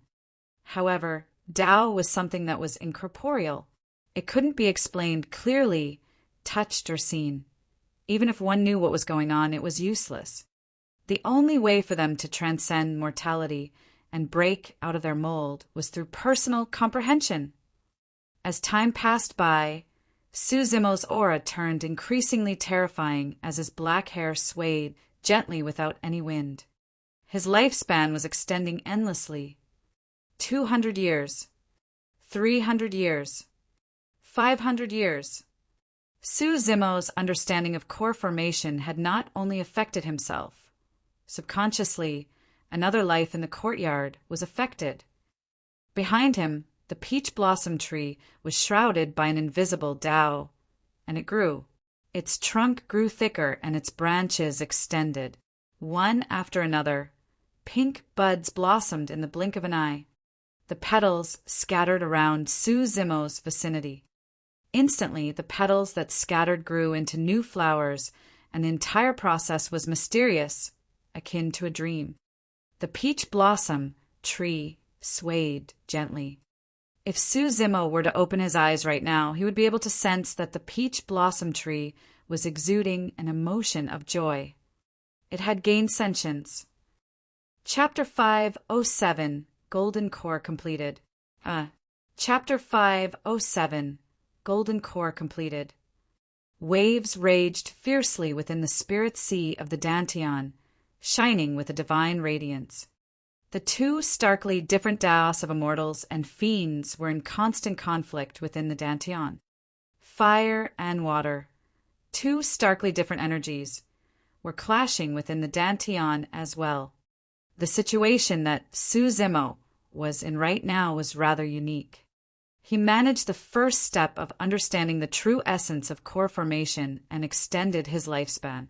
However, due to the fact that there were two starkly different energies clashing, his golden core was yet to be formed. A situation as such was rarely seen throughout history, and one would have to undergo immense danger. If anything untoward happened during the clash of the two different energies, his Dantian would rupture on the spot and his foundation would be entirely destroyed. Right now, fire and water was interweaving constantly within his body. These two forces were irreconcilable. With every clash, there would be a violent jerk in the Dantian, letting out a jarring sound. At the same time, an extremely terrifying force would surge through all his limbs and organs. For normal cultivators, the impact of those forces were destructive. If they were in this position, their bones and tendons would have snapped while their organs would have exploded along with their bodies into blood mists. However, of all things, Su Zimo was someone who did both immortality and demonic cultivation. Furthermore, his demonic cultivation technique was a supreme demon classic that could change the world and creation, forging a body that was terrifying beyond anything else. His body was akin to a relentless utensil that could undergo all setbacks. He was unyielding as the forces of fire and water clashed against him. As time passed by, spirit chi entered his body endlessly, coupled with the fact that he was at the legendary Extreme Foundation establishment realm. The two different energies climbed relentlessly. At the same time, the clash between the two energies was getting more intense as well. Bang, bang, bang. Loud bangs were even echoing from within Su Zimo's body. Later on, with every single clash, Su Zimo's body would jerk and he would frown with a look of pain. At that moment, the most rational thing to do for him was to stop in his core formation attempt. However, Su Zimo's expression was resolute and he wasn't swayed at all. He believed in his determination. If he could calm the monkey mind, control the prancing horse, and subdue dragons and tigers, why wouldn't he be able to subdue the Tao of fire and water as well? He also believed in Daiyu and the mystic classic of the 12 demon kings of the great wilderness. He was convinced that his body would be able to endure the impacts. Boom! Boom! Time slowly passed. The frequency of the clash between the two energies subsided. However, each clash was now scarier with accumulated force, and the impact was even more terrifying. Poof! One after another, terrifying bloodied scars appeared on Su Zimo's body and face. His flesh was split open, and there was a mist of blood around him. It was painful. Every single inch of meat was in tremendous pain and struck at his nerves. The impact was something that came from within. First, it collided within the Dantian. Next, it burst forth and rippled through his organs, meridians, tendons, bones, and flesh. Almost instantly, Su Zimo broke out in cold sweat. As if it could sense his pain, the peach blossom tree behind him swayed gently and a pink glow wafted down, akin to moonlight falling in a gentle manner. The light fell and dissipated into spots, dancing in the air like spirits before surging into Su Zimo's injuries with vibrant life force. To be honest, the power of those light spots was not strong. However, that was the only thing the peach blossom tree could do. When the two energies within his Dantian rested for a moment, the terror of Su Zimo's body was displayed once more. With a boom, his blood chi surged and roared like tsunamis, washing across his wounds. His inner core churned maniacally, and demonic chi spread. A tremendous self-regeneration power repaired his organs and connected his tendons, bones, and meridians. After they were torn, they regenerated and turned the energy in his organs purer, made his tendons more flexible, and his bones even stronger like weapons. His body was undergoing yet another baptism. Su Zimo's 9 spirit meridians were expanding as well. Initially, the spirit energy in his spirit meridians could only be compared to the current flow of a stream. However, his expanded spirit meridians became broader, and his spirit energy gushed even fiercer, comparative to massive rivers surging into the sea. Boom!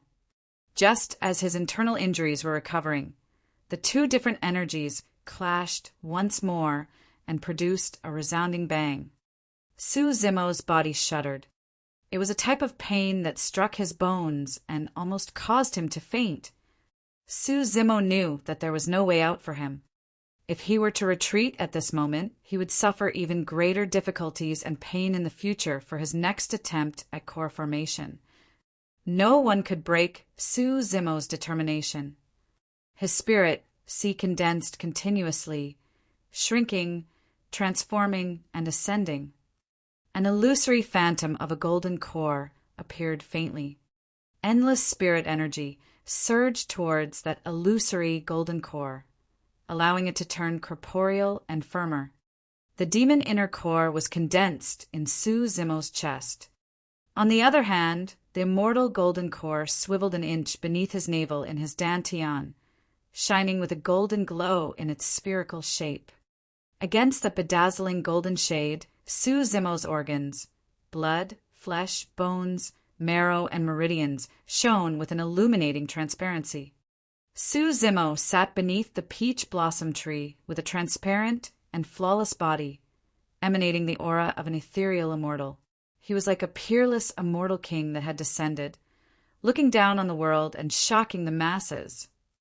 By stepping into the golden core realm, breaking free of the restraints of heaven and earth and extending one's lifespan, there would also be a change in one's demeanor as they transcend mortality. Su Zimo now truly possessed an air of immortality. His expression calmed down gradually. At this point of his breakthrough, he had already crossed over the most dangerous and arduous stage. What was left was for him to materialize the illusory golden core before stabilizing it. The peach blossom tree swayed and petals fell with a hint of joy as well. An unknown period of time passed. Su Zimo shuddered, and a golden core was formed in his dantian. It was indestructible and pure, radiating with an immense luster. An extremely terrifying aura emanated from within Su Zimo's body, as though a gigantic ancient true dragon was awakening.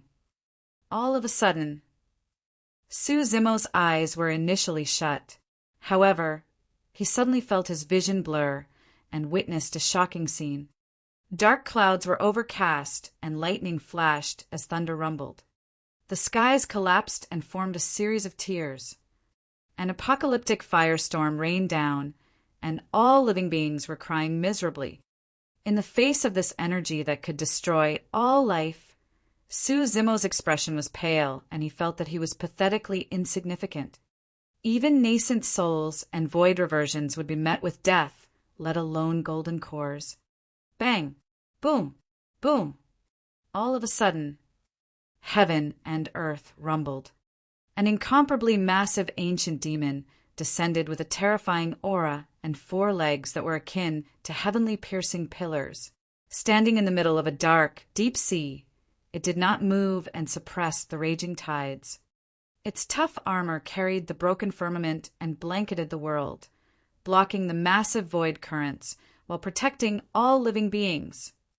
It was a turtle-shaped demon beast. Su Zimo had never seen such a gargantuan beast. Filled with a vicissitude aura, it seemed like it had crossed through the sands of time from the ancient eras and appeared in the world. Mysterious patterns were etched on its shell, forming obscure runes that seemed as though they could understand the world and the secrets behind the origin of the universe. Focusing his gaze, Zemo realized that his eyes stung with an incomparably sharp pain, and instantly, 2 streams of tears flowed down his cheeks, and he spun in dizziness. Startled, Zemo shut his eyes hurriedly. Chapter 508, Double Phenomenon. Chapter 508, Double Phenomenon. Against the flashing lightning and roaring thunder, the turtle carried the broken heavens and calmed the raging tides with all 4 legs, protecting all living beings. Raising its head, it roared into the skies, and divine light burst forth from its eyes in an unstoppable momentum. At that moment, the divine turtle was the only godly being in the entire world. Although Zemo's eyes were shut, that scene was etched deeply into his mind unforgettably. This is my golden core phenomenon. Secretly delighted, Zemo closed his eyes and recalled the phenomenon he had witnessed in his mind. He did not know the origin of his golden core phenomenon or what its name was. Perhaps it might even be an unprecedented golden core phenomenon. However, Zemo knew that the golden core phenomenon was extremely powerful. At the very least, he had never come across another golden core phenomenon as dazzling as such. Prior to this, in the battle at the Shen family, a golden core released his heavenly essence swords, and it was already strong enough to be able to wound Zemo's body. However, compared to the golden core phenomenon Zemo had just comprehended, that was far inferior. In his estimations, even 10 heavenly essence swords wouldn't be able to deal with his golden core phenomenon. As Zemo was comprehending his golden core phenomenon, his eyes blurred once more, and the divine turtle from earlier on disappeared. The next moment, Zemo was stunned. It was as though he had traveled back in time, and instantly the environment changed. Previously, the heavens were shattered. This time round, the earth had caved in and blood flowed everywhere. Heavens collapsing and the ground sinking in were catastrophes of the legends. When they surfaced in Zemo's vision, it shook his mind and felt extremely realistic, as though he was right in the midst of it. The ground caved continuously, opening up bottomless ravines one after another. A baleful aura surged forth. The mountains were tumbling and the ground was disintegrating. Lava surged forth endlessly with a scorching heat, flowing rampantly on the vast lands and burning everything in sight. Countless living beings were turned into ashes. Experiencing the apocalyptic tragedy brought forth by the terrifying power of this catastrophe, Zemo felt his mind shake and he could not steady himself. What is this? Zemo was dumbfounded. Logically speaking, he had already cultivated a golden core phenomenon. Why was another phenomenon appearing before him? Furthermore, it was comparable to the previous phenomenon in terms of power. The miserable cries of the living beings seemed to have woken some sort of a powerful existence. All of a sudden, a massive living being crawled out from the depths of the ground with a terrifying aura. It had the head of a snake and the body of an anaconda. Red in color, it was lined with scales that stacked against one another like flaming red steel plates. That is, Zemo's mouth opened slightly. Boom! Before he could react, the living being soared into the air, and a massive pair of flaming wings appeared on its gigantic back. What sort of a monster was that? The head of a snake, body of an anaconda, scales of a dragon, no horns on its head nor legs beneath its feet. It was like an ancient WYRM with wings. However, the aura of the WYRM was not inferior compared to true dragons. Ascending above the 9 heavens, the scarlet eyes of the WYRM scanned the place. When it looked at the endless corpses of the countless living beings buried in the sea of flames, it could not help but bellow. Swoosh! Opening its massive mouth, the WYRM sucked furiously. All the scorching lava on the ground flowed in reverse into the WYRM's mouth, like rivers entering a sea. It swallowed the lava with large, angry mouthfuls. The scales on the WIREM turned brighter and redder, and the flames on its wings intensified. Countless living beings were saved by the WIRM single-handedly. Su Zimo took a long time before he could calm down after seeing the scene. Double phenomenons. Could a single person possess two different phenomenons? Taking a deep breath of air, Su Zimo recalled and experienced the two different phenomenons, comprehending them deeply. An unknown period of time passed. All of a sudden, he opened his eyes with a lightning gaze. Behind him, a phenomenon with a majestic aura rose. The heavens shattered and void currents flowed everywhere as meteors fell. A divine turtle stood between the world and stabilized the void currents with its limbs while holding up the heavens with its back as it roared into the skies. Immediately after, on the other side, another phenomenon surfaced. The ground caved in and volcanoes erupted, causing lava to surge with countless living beings implicated. A WIRM surged forth from the ground and descended upon the mortal realm. The two phenomenons appeared together behind Su Zimo and emitted a terrifying aura as though they could contain everything. The peach blossom tree was motionless, seemingly scared stiff by the two phenomenons. A long time later, Su Zimo let out a deep breath and the divine light in his eyes vanished. Gradually, his aura retracted and gathered within his dantian. The two golden core phenomenons dissipated slowly. Success. Su Zimo was delighted that he had managed to cultivate two golden core phenomenons that were so strong and frightening. However, he had many questions. What were the origins of his phenomenons and what were their names? Or rather, why was he able to conjure two phenomenons? Recalling carefully, Su Zimo thought about information he had read about many ancient remnant beasts and pure-blooded ferocious beasts in the ancient books. However, none of them matched the two demon beasts. Could they be living beings from the primordial era that are now extinct? Su Zimo's heart skipped a beat. If they were extinct living beings from the primordial era, there would be almost no records of them in the ancient books now. Only some ancient super sects might have retained remnants of information regarding them. Su Zimo did not know much about golden core phenomenons. Perhaps I might only get a better understanding after entering the intermediate ancient battlefield. After all, the intermediate ancient battlefield had the phenomenon ranking. That was a place where all the elites of the golden core realm in Tianhuang mainland were gathered. A massacre between geniuses and the clashing of top-tier golden core phenomenons. That was a feast that only belonged to the paragons. All of a sudden, Su Zimo's heart skipped a beat. Among the 4 golden cores that accompanied perfected being Songlang here, apart from Sima Ji, judging from their sect badges, they did not seem like they came from the great Zhou dynasty. He might be able to seek out some useful information from the golden core who cultivated the heavenly essence swords. Su Zimo took out the person's storage bag and injected spirit energy into it.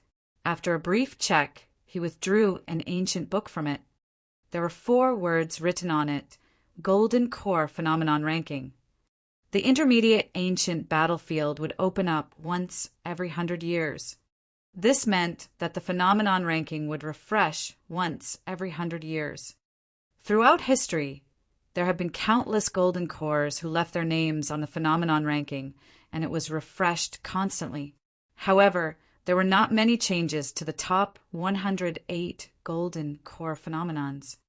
All in all, only those slightly more than 100 golden core phenomenons could be considered as the strong ones. Su Zimo opened the ancient book. There were many words scribbled on it. It was clear that someone had recorded them. The words on the first row were the largest and the most striking. Phenomenon ranking number 1. Di'in Chaos Ocean. The front portion was his name, while the back was the golden core phenomenon he cultivated.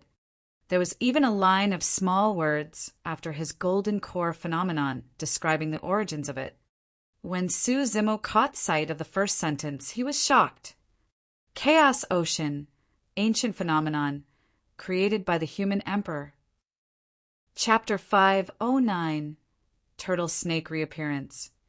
Chapter 509, Turtle Snake Reappearance. Su Zimo continued reading. The Chaos Ocean was created by the human emperor using everything he learned after he entered the Extreme Foundation establishment realm and observed the secrets of heaven and earth while pursuing the origins of the universe. It's the top among thousands of phenomenons and is the number one across history. Top among thousands of phenomenons and number one across history. What an incredible evaluation. Su Zimo was secretly shocked. Although he had also cultivated to the Extreme Foundation establishment realm, the Golden Core phenomenon he cultivated did not depend on the number of spirit meridians he had unlocked, but his experiences and his comprehension of his cultivation. There was a high chance that this Golden Core phenomenon ranking was from 100 years ago. Su Zimo did not know what sect or background Diin was from to be able to comprehend a Golden Core phenomenon created by the human emperor. Any cultivator that could occupy the top spot of the phenomenon ranking was definitely not someone to be messed with. It was clear judging from Yen Beichen's methods. Su Zimo continued reading. Phenomenon ranking number 2. Heartless Yi, Corpse Mountain Blood Sea. When he saw Corpse Mountain Blood Sea, Su Zimo knew that the cultivator was the successor of Azura sect. In that battle at Ethereal Peak, the same phenomenon appeared behind the Azura Yen Beichen and had a tremendous might. With a single strike, it killed 2 void reversions. Su Zimo continued reading. Corpse Mountain Blood Sea, created by the first Azura of the ancient era. Initially, 2 different Golden Core phenomenons, Corpse Mountain and Blood Sea. Although there have been many fiend heirs in Azura sect, few of them could fuse the 2 together. Once fused, it possesses terrifying might and can be ranked in the top 10 of the phenomenon ranking. Su Zimo nodded silently. According to Yen Beichen's words, he should have become number 1 of the phenomenon ranking 1,000 years ago by relying on this Corpse Mountain Blood Sea. Although Chaos Ocean was the number 1 phenomenon throughout history, the ranking on the phenomenon ranking wasn't determined solely on one's phenomenon, but the strength of the cultivator as well. Even for the same Golden Core phenomenon, the strength displayed by 2 cultivators releasing it would be worlds apart if they had different levels of comprehension towards it. Phenomenon ranking number 3. Monk Pujian, Green Lantern Ancient Buddha. The appearance of the ancient Buddha accompanied by green lantern booms, loudly in Sanskrit across all directions, incinerating all living beings and suppressing all demons, ghosts and fiends. Cultivated to its peak, it can be considered as a top 10 on the phenomenon ranking. There were a bunch of other Golden Core phenomenons behind the phenomenon ranking, and they were dizzying. Su Zimo was extremely curious, as he hadn't heard of them before. Eternal Kingdom, Meandering River Sunset, Glass Divine Light Underworld, Thousand Swords United, Amplifying Fog, Limitless Hell, Endless River Mountains, Eastern Purple Chi, 7th-floor Pagoda, Buddha's Radiance, Incinerating Embers, Yin-Yang Double Fishes. Every single Golden Core phenomenon had a detailed introduction. Su Zimo continued browsing and could roughly deduce the sects or factions the phenomenons belonged to judging from their names and descriptions. For example, Glass Divine Light should be a Golden Core phenomenon of Glass Palace. The description displayed high regards for Glass Divine Light, and if it was released at its peak, it could be considered as a top 10 on the phenomenon ranking. Underworld and Limitless Hell should be Golden Core phenomenons of the Fiend sections. As for 7th-floor Pagoda and Buddha's Radiance, those should be phenomenons of the Buddhist monasteries. Gradually, Su Zimo realized that the phenomenon ranking was mostly occupied by the super sects of the immortal, Buddhist, and Fiend sects, as well as the various powerful factions of Tianhuang mainland. Of the top 108 spots on the phenomenon rankings, there were only around 60 Golden Core phenomenons. Most of them were repeated, coming from different cultivators of the same sect. After reading through the phenomenon ranking, Suzimo did not discover any golden core phenomenon similar to his. Frowning slightly, he felt somewhat dejected. Suddenly, his expression changed. At the end of the phenomenon ranking was another page. When Suzimo flipped over, he saw that there were also some golden core phenomenons listed on the last page. Those were phenomenons that had appeared once without reappearing or had gone extinct. First row, World Cleansing Green Lotus, originally a phenomenon of Fahua Monastery. The eternal green lotus glowed brightly and had a terrifying strength that could cleanse all evil in the world. This was something that could be considered as a top 10 on the phenomenon ranking. However, 10,000 years ago, the North region met with a catastrophe and the great Qian Empire was destroyed along with Fahua Monastery, leading to the loss of the world-cleansing Green Lotus. At that point, Suzimo was enlightened. So, one of the two great monasteries that was destroyed in that catastrophe 10,000 years ago was Fahua Monastery. Suzimo shook his head, a little stunned. Now that 10,000 years have passed, how many people could still remember that flourishing empire and monastery? If that was the case for a destroyed super sect, a fallen paragon would probably be lost in the sands of time and be forgotten by everyone after 100 years. As Suzimo continued reading, he could not help but shudder as his eyes lit up. Primordial divine turtle, an amphibious divine being that is lost. Primordial soaring serpent, a fire divine being that is lost. Legend has it that in the primordial era, the thousands of races fought one another, and all life was in turmoil.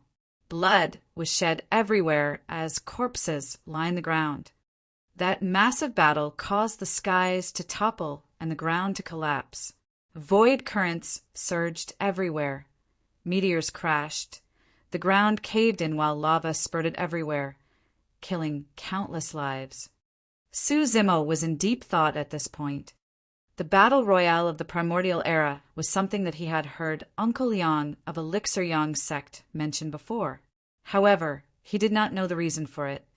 What he knew was that the battle was the reason why only 100 races were left with thousands of races going extinct. Because of that, the human race gained a respite and managed to rise up. Suzimo continued reading. Finally, that battle alarmed two divine beasts of the primordial era, the turtle and serpent, to descend at the same time. The divine turtle managed to carry the heavens with its shell and suppress the void currents with its limbs. The soaring serpent rose from beneath the ground. With a snake's head, anaconda's body, dragon scales, phoenix wings, no horns nor legs, and strength comparable to a true dragon, it devoured all the lava and suppressed the volcanoes everywhere. The appearance of the turtle and snake saved all lives. Experts of the human race who witnessed that were moved and created the two phenomenons by comprehending them. Throughout history, there would occasionally be cultivators who managed to comprehend the two golden core phenomenons of the primordial era. However, none of them could display the same might of the past. There were rumors that when the phenomenon ranking was just created, the two golden core phenomenons were listed among the top 10. Upon seeing this, Suzimo suddenly had an epiphany. He finally understood the meaning behind the two phenomenons. When he was forming his core, his dantian contained the energies of fire and water, which were starkly different. Both of them clashed repeatedly with neither side willing to relent. As such, the two energies intensified continuously while contesting against one another. Finally, with the risk of Suzimo's body exploding, the two different energies finally stabilized and reached a balance. At that moment, the energies of fire and water were already at their limits. That was also the reason why Suzimo managed to witness the two shocking scenes of the primordial era. The divine turtle represented water, while the soaring serpent represented fire. The reason why the primordial divine turtle and primordial soaring serpent was not in the previous iteration of the phenomenon ranking wasn't because they weren't strong enough, but because both of them had gone extinct for many years. Smiling gently, Suzimo felt a sense of pride. No matter the past of the two golden core phenomenons, now that the both of them were in his hands in this generation, he was certain that he would definitely be able to release them to an unparalleled degree. Chapter 510, Arriving at the Ruins. Chapter 510, Arriving at the Ruins. Suzimo sorted out the storage bags of Tsonglang and the other four once more. There weren't many noteworthy treasures, only elixirs, spirit stones, and some spirit weapons. None of them interested Suzimo. Right now, what he wanted the most were secret skill manuals regarding the Tao of the core. The Qi Condensation Realm had the Qi Condensation Manual. The Foundation Establishment Realm had the Foundation Establishment Manual. There should be a cultivation technique for the Golden Core Realm as well. Cultivation techniques were extremely important to a cultivator's cultivation speed and rise in strength. For example, as long as one were to cultivate one of Ethereal Peak's 3 secret skills, Ethereal Foundation Establishment, diligently and comprehend it, they would be able to unlock up to 6 spirit meridians. That was something rather impressive before entering the ancient battlefield. With a high-end cultivation technique, a cultivator could have his effort on his Golden Core Realm cultivation. However, Ethereal Peak did not contain any top-tier cultivation techniques for the Tao of the Core.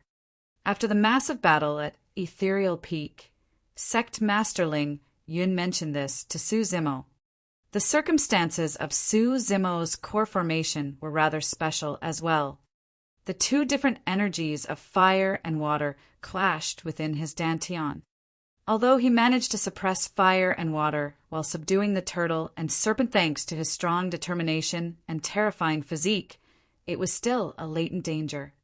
Without the help of a powerful cultivation technique for the Tao of the core, Suzimo was worried that he would run into trouble in the future. The fact that there weren't any secret cultivation techniques within the storage bags of perfected being Tsonglang and the others was something Suzimo expected as well. Storage bags mostly contain consumables, such as elixirs and spirit stones or spirit weapons used for killing. Most people would not put their secret cultivation techniques in storage bags.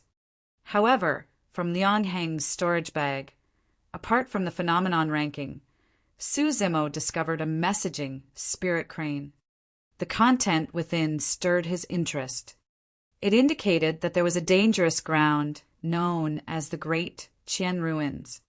10,000 years ago, the capital of Great Qian was destroyed overnight and was reduced to ruins with countless living beings implicated in the tragedy.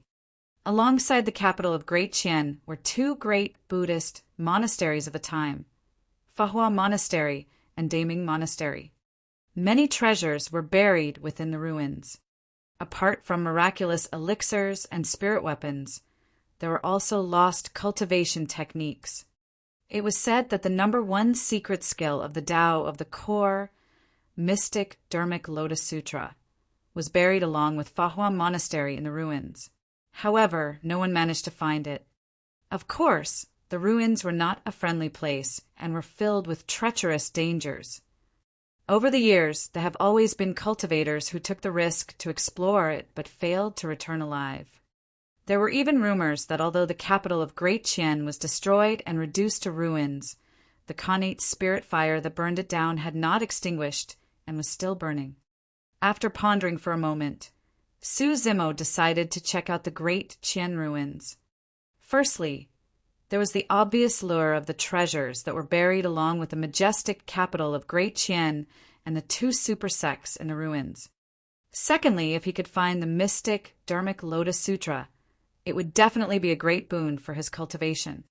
It was different from his demonic cultivation. Although Daiyu had also left him a supreme demon classic before she left, there were corresponding cultivation sutras right from the body tempering section at the beginning all the way to the yang spirit section at the end. for his immortality cultivation, Ethereal Peak did not have any top-tier cultivation techniques. While Suzumo established his firm foundation in Ethereal Peak, his truly powerful immortality techniques were not learned from Ethereal Peak. He learned the ancient Dragonification manual from the Human Emperor's palace. The candlelight sword formation was obtained from Extreme Fire Dao Lord.